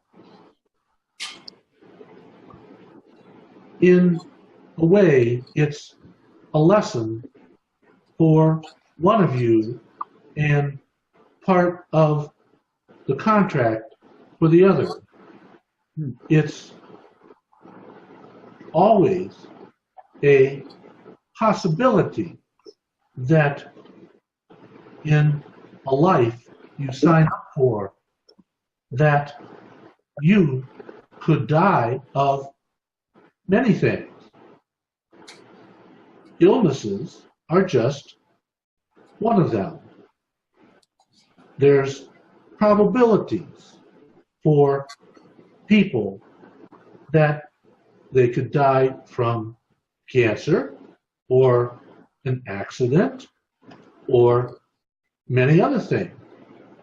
It's how the experiences in their life turn out and how they react to them. For someone like yourself, Kathy, it's a lesson in how you should not take things so personally and allow them to become anger. Ooh. Kathy, are you with us? Yeah. Okay. What was he angry about? I don't know. Let's let Kathy talk. Is she with us? Right? Yeah, she's right there in the corner. What am I angry about? No, what was your husband angry about? What is he angry about? What is he angry about? Angry he's ill. You faded out there. He's angry that he's ill. Uh-huh. He's young, much younger than me. And it just happened all of a sudden. One day he was fine, and the next day he can't get out of bed, and I had to call an ambulance, and we found out through all this that he had cancer. So it was quite a shock. So I think he's still dealing with that shock. Wow. Okay, so what they said here to you, I'm going to come out with what I connected with. Okay. There was a lot that they said to you, Kathy, but they said that this is about one of you has a lesson here, and the other one has, what was it, Ray? Contract. A what? A contract. Contract. That's what they said. So they even said to you, your lesson is, right? All right? Yes. And you could always play this video back again to catch whatever they said. But we're about an hour and 40 minutes into it, so you'd want to hit the video somewhere, 8 minutes before or after that, so you could identify that area. But his issue has to do with anger, and your issue has to do, anger and his contract here, and yours has to do with your lesson around this situation. Okay. Okay. So you are not the angry one. He's the angry one. Now. And it didn't happen one day. No, it did not. It didn't happen in one day. Like he wasn't sick. And then the next day he was sick. Right. The anger that built up over a long period of time. Right. Right. Okay. So what happened is the anger when we're given these lessons. Sometimes, like when I grew up in the family I grew up in, I had this anger that was with me until I was like 27 years old, 28, just before 30. And I didn't even know the guides were working on me to resolve that anger. I didn't even know it, all right? But I guess one of my lessons in this life was not to live in anger. Because while I thought it was just, I was having all the success and everything was going really well in real estate and all, and I had the opportunity to build all these houses and do all this stuff, it was amazing. I was resolving my anger. Now, aren't these guides amazingly intelligent? They're multifaceted. I mean, they see that you need something, or you feel like you need something. They see 10 more things that they pile on top of it while you're learning that one thing. Right. They're amazing. So they give us a full plate, and some of us deal with some parts of the menu, some of the items on the plate, and some of us just look at it like it's so much that we can't do it all this time, or something like that, So he may I'm sure he's achieved things, he's accomplished things, he's done well, but some things are just harder than others. And we all get another shot at it, Kathy. We all get a chance to get this worked out, and we all resolve these shortcomings.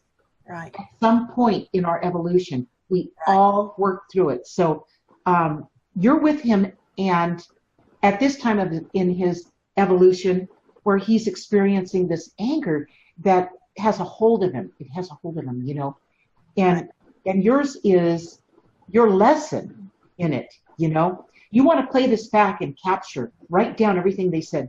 Put it in your journal in part 3. Write it all down, all right? Yeah. Thank you.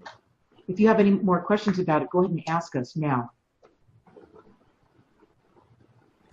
My lesson in this is to learn how to deal with it, to learn how to release my fear. What's my lesson? The fear. It's the fear. It's the fear that, remember what they said? They said it was about, don't take it personally. Your lesson is to not take it it's hard to be around somebody who's got anger and not take it personally. Right. It hurts your feelings. It hurts. And he's really in jeopardy because he's got cancer. Oh my God. And so you feel all these feelings. Let's let them talk to you about that, and then you'll have that. Okay, here we go. It's something in your husband's life that the anger built up over a long period of time the lesson is for you to not ever harbor angry feelings toward anyone or any situation and let them linger without addressing them. Right, right, right. And while you're going through this, Kathy, you have to take extra special care of yourself. Learned that. You have to use this. This is going to be a lifesaver for you on a day-to-day basis. Right in part 3, what's going on in Right. Kathy's life. All right. Yes. Write down what's going on with Kathy. And you see my energy. You see how I shifted it, and how it's the real Kathy that I'm talking about. It's not the Kathy that took on the whole day and feels all these feelings about what's happening with your husband. That's not who I'm talking about. I'm talking about the Kathy that without all that chaos, let's say, and without his contract interfering with your lessons, okay? Mm-hmm. Not take it personally, and clean that stuff off and talk from your heart. Talk from who you are. Talk from who you would be even if he wasn't there. Right. Talk from that Kathy. You have to work with that Kathy, because that's the Kathy that makes sense. All this other stuff doesn't make sense. It will never make sense. You just agreed to be there with him as he worked and walked through this. All right? Thank you. You're welcome. Okay, we have a lot of people leaving. Must be a school night. We have a lot of people staying, Ray. Look We at do, all these yeah. beautiful faces. You guys. Anybody have anything that we haven't covered? Bridget, you've been awful quiet. Bridget's been so quiet.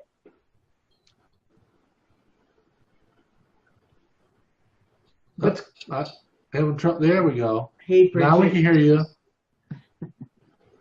Okay. Well,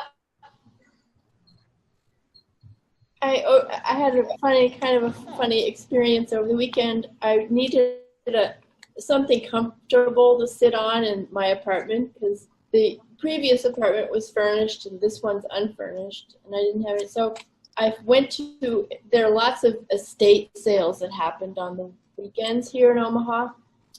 And I went to one and I found this gorgeous sofa, and I placed a bid on it. And the sofa was at a really good price, and it was like worth probably 4 or 5 times what they had the price. But I put a medium bid on it, and I was so excited, and I measured and found out about, measured the door to make sure it could come into the apartment. And then the next day, there were 2 sofas, in fact, and I put a bid on one. They were the exact same sofas. And somebody came along and bought both sofas, paid full price. And I was like, I was so disappointed.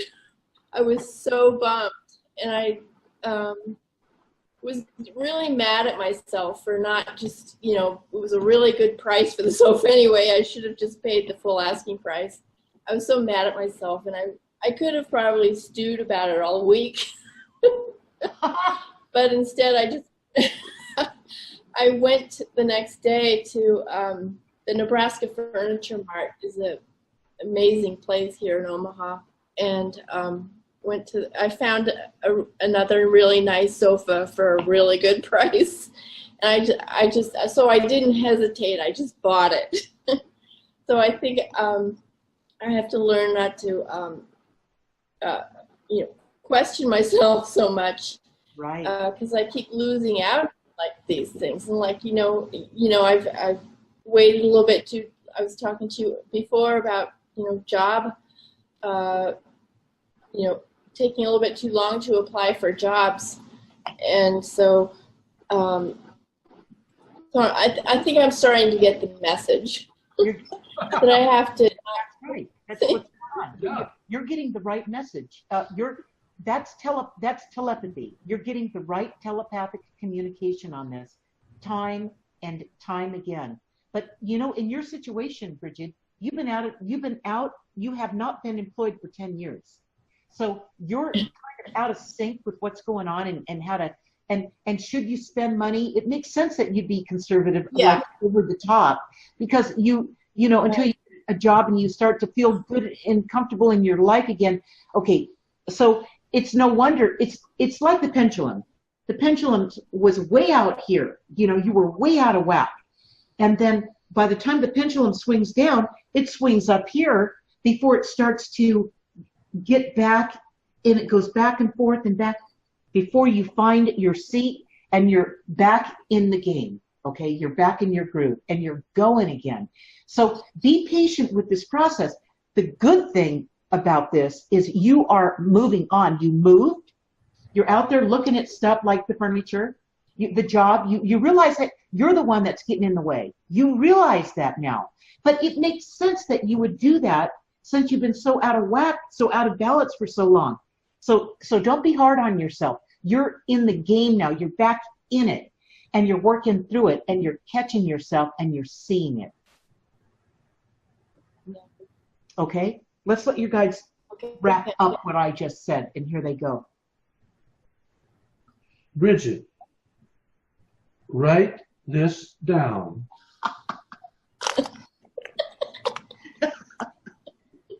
You can never pay too much for something you really love.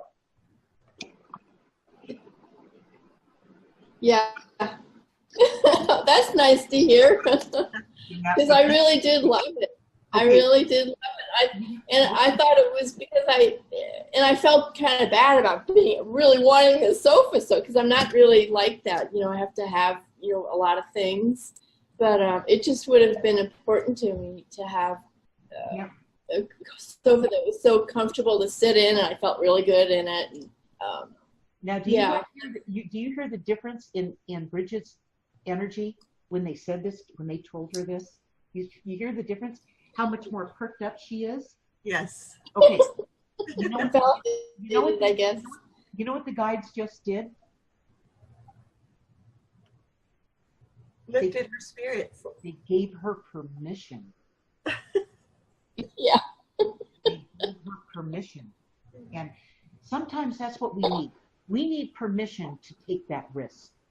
We need permission to do something that feels like, I want it. I want to do that. But am I, you know, out of line with this, or is this really the right thing to do? You know, or you just give it to yourself. You do it. You go for it. And that's what. See, this is the energy that Bridget needs to start building up in herself, and she's got it. She's just been denying herself because her life has been out of whack, right? But she's got to quit doing that. She's got to give to Bridget, to herself, so that when she goes out to get that job, there's a reason to go to work. There's a reason to make that money. Yeah. Yeah. Yeah. Well, I got a pretty nice sofa anyway, so anyway. And Bridget deserves something that's nice. So you see how your guides are looking at you, Bridget? That's awesome. Yeah, that's pretty amazing. It really is. So, and you're beginning to feel that energy anyway. You're getting your sea legs back underneath you, you know? Yeah, that's pretty neat. It is. It's great. You guys, are we missing anyone here, Ray? Nope, someone have left. Anybody else have any more questions? Let's see. Mona. There's Mona. Wake up, Mona. There she is. She was asleep down there. No, she was down at the bottom here. I couldn't see her. Ray. There she is. Yeah. Do you have any questions before we wrap this up? Yeah, we're going to do the final closing message tonight. But we didn't want to forget about you, Mona. Well, I mean, you know, I recently became a medium, and, you know, it's like when you get this gift, like, do you have to do something, or is it simply for your own pleasure as well? You know, like, I like helping people, but I don't know. You know what I mean? But no, I'm learning from everyone else. I need to just go with what I enjoy a little more and stop blaming myself for stuff all the time. You just actually, Mona, Yeah, you just answered your own question. exactly. So We're going to let guides just give their final thought on that for you. awesome. Thank you. And here they go, Mona. Everyone has gifts and talents and things they do well. Just because you have the tools and like to build furniture, it doesn't mean you have to go build furniture for everybody. Right. Just let it play out. Enjoy the ride. See where it goes. Yeah.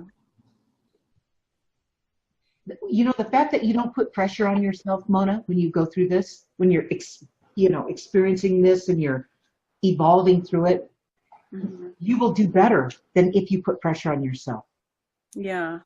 I mean, I know there's some evil entities, and I'm feeling like I think I'll be okay because I grew up very religious, and I know that Jesus will give you what you want, and humans have dominion over the earth, and when we demand that they leave, they have to leave. That's what I'm told so far. So, I had some little boy come in my room and call me mom. I have no clue who it was.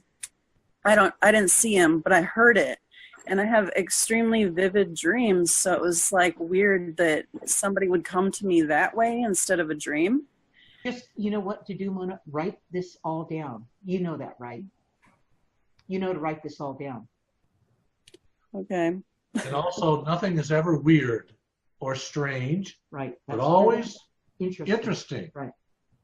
Yeah. Well, it is a little scary, though, when people in the Facebook groups are talking about these evil attachments and stuff like that, so. Well, if you go that way, then that's what you will experience. You'll draw that stuff to you. Yeah.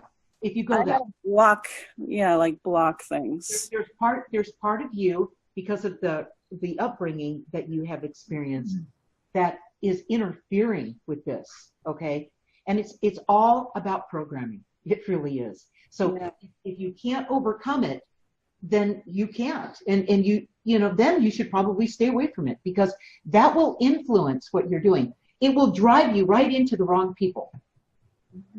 So it's common sense, really, that's really what it is. And plus, I've been watching too many movies. Yeah, there's all kinds of negativity if you go out there looking for it. It's everywhere. You find it all over the place. You don't even have to go to Facebook. You can find it anywhere. But it doesn't mean that you have to reside there. You have to, you connect with it. I mean, I don't connect with it. I had somebody tell me years ago. They said, "Aren't you afraid that you're going to contact an evil spirit? Okay, aren't you afraid of that?" She was so serious. And I said, and I've never really had anyone say that to me before. This was like when we first met, Ray. Right, I remember. And it was about, I'd say 13 years ago or 14 years ago. Sure. And right out of my mouth, before I could even say it, that's guidance coming through when that happens, you guys. Out of my mouth came, no, I've never had a bad experience with spirit ever. But I've had plenty of bad experiences from the people who are already here. So true. And, I even have a meme about that I put out on Facebook, and other social sites that says exactly that. And I get so many people going, yeah, that's exactly what I experienced too, So if you can look at it that way, because that's really what it is. I've absolutely have had no negative experience with spirit or guidance or anything, and none of that.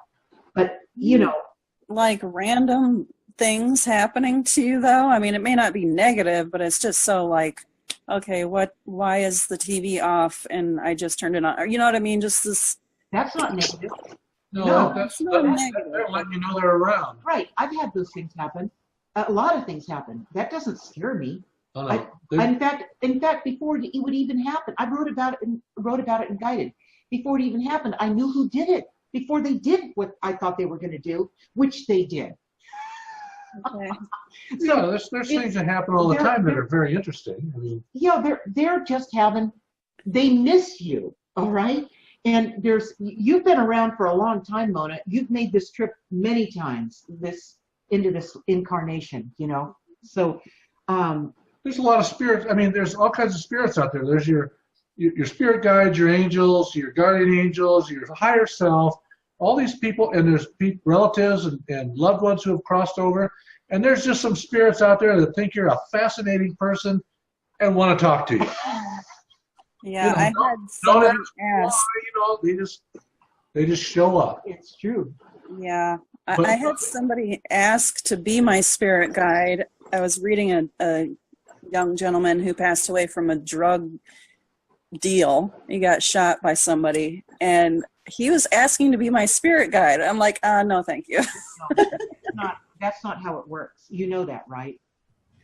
I don't know. Well, I was pressing him to get information he didn't want to give me, so maybe he was just messing with me. But yeah.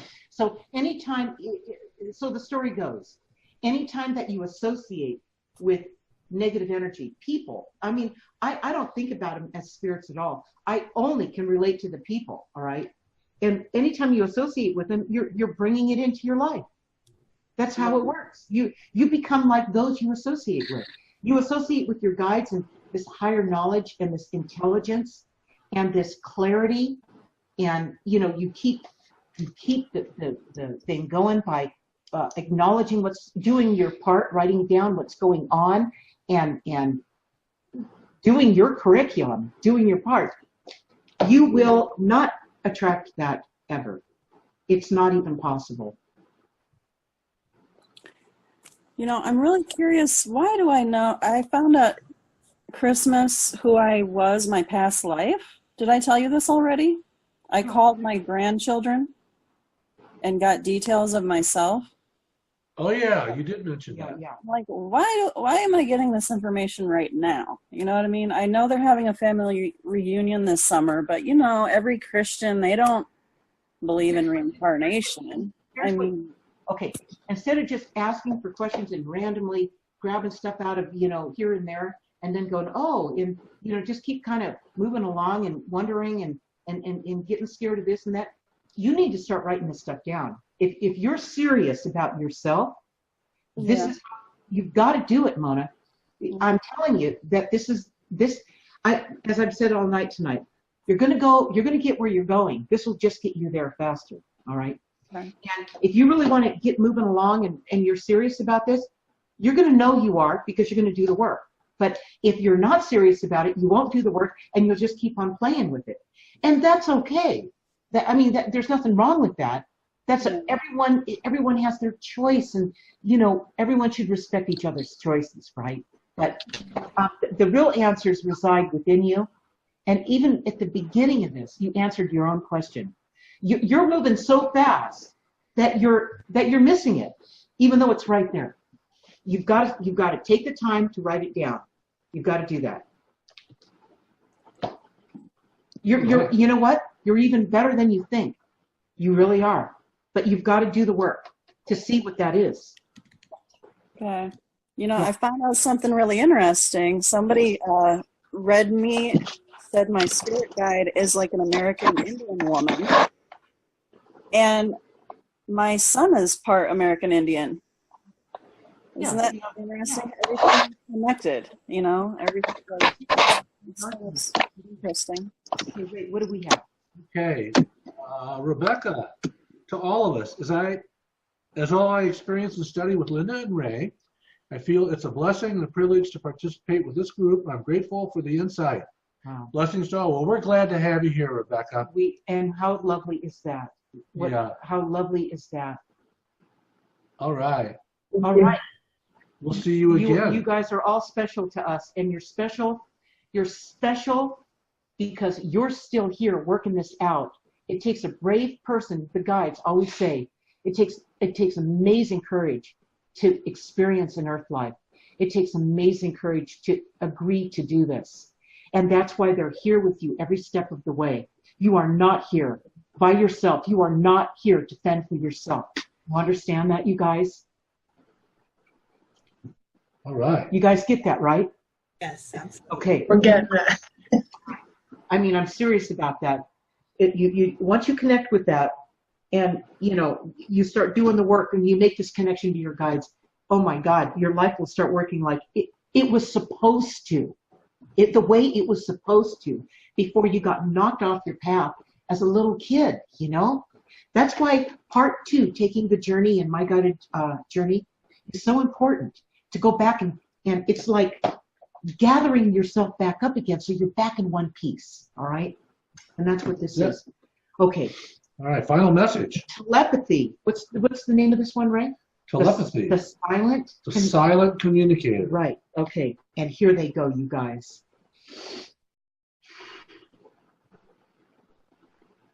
How you feel about the telepathy and guidance you receive is just as important. It's important that you hear it, but also being able to explain to yourself how you feel about it. Next, the next most important step is to write down what action you will take right away to apply this guidance to your life. It's simple. You just have to do the work. It's all in here. It's all in here. The new book, the actual published version of this book, is going to have everything in it. And we'll let you guys know when it's available. It's probably about a month or so. Within a month for sure, okay? We know it's going to be... It's going to have this fancy cover and oh yeah, MP3s, 18 different MP3s. 19 MP3s. Yeah, it's awesome, you guys. It's over the top. So we'll see you guys next week. Oh, next week. Next week? What are we going to talk about? You know what I did? We did the closing message before I announced it. Oh my God. Breaking protocol. Okay, here I go. Okay, next week, Tuesday, June the 26th. Watch or interact with us right here on Zoom. In Linda's Weekly Guided Insights, you will receive the link to join us, as well as in the event I post on my Facebook page at Linda Deir Author. It'll always be there too. That's when you can talk to your guides, to us, and to the group. 6 p.m. Pacific and 9 p.m. Eastern. To be published next Tuesday morning in Linda's Weekly Guided Insights. What are you lying to yourself about, and how is it hurting you? Why do people insist on lying to themselves? What purpose does it serve? Does it make them feel better about themselves or their situation? Do people justify lying to themselves by saying things like, they were just kidding? They convince themselves that these little white lies don't mean anything. Okay, that ties right into the telepathy, believe it or not. When we catch ourselves lying to ourselves, we catch ourselves making stuff up. It's the same thing. Lying to yourself, making stuff up. Yep. Pretending, like somebody will be in a bad marriage and they'll say something like, well, she didn't really mean it, but she's done it like 150 times. Maybe she does mean it, It's hard sometimes to look at that and go, I've got to deal with it. I can't live with this. We lie to ourselves. We tell ourselves things that aren't true. Because the consequence of dealing with it, maybe there's all these assets that you have together. There's children. There's all these, entanglements that are going on that you just do not want to face, right? But the problem doesn't get better as years go by. It gets worse. So how do we stop ourselves before we start lying to ourselves? How do we catch ourselves doing it before it starts, right? Writing it down, tracking what's going on with us, telling ourselves the truth. Nobody's going to see this. You tell yourself the truth. It's your truth. It's between you and your guides that you talk in here, that you write in here, that you tell this truth, all right? This is not for anyone else to look at. So as long as most people in this life can't handle the truth, this becomes your best friend right here. No more making stuff up. Nope. And the guides are going to help you guys with this. So you quit doing that, you know, because all it's doing is it's taking away your time. It's taking away your vitality. When you're in a situation like that, it wears you down. It's lowering your standards along the way, little by little. That's exactly what it does. Yeah. So no more lying to ourselves. We're going to stop doing that. That's it. Okay, everybody. Thank you so much. It's been great. You're welcome so much. We enjoy doing this every week. And watch for some new things coming out, too, that Linda didn't tell you about. What did I not tell them about? Oh, the new little video things. Oh, yeah. Oh, no, don't tell them. Don't tell them. No, tell them. No, can't tell them. We're always, you guys, we have fun with this. We always have new things that we're doing, and we think about, you know, how we can reach more people, how we can help people, you know, to get out of their pain. You know, there's just too much of it. This thing with this opioid, you know, pandemic, really. I mean, painkillers. People need painkillers like they've never needed them before. What's wrong with that picture, right? They're in a lot of pain. They're in a lot of pain. And so... Look at all the suicides. I know. Suicides are up 30% in the world. 30% in like 10 years. It's like... The shift, they're having a hard time adjusting to the shift. Yeah, but people think... other people think that some of these people who commit suicide, they're just out of their mind. They're not. No. People who commit suicide never want their life to end. They want the pain in their life to end. Right. Right. Big difference. Yeah. So it's like, you know, we've got to, there's some people can be reached.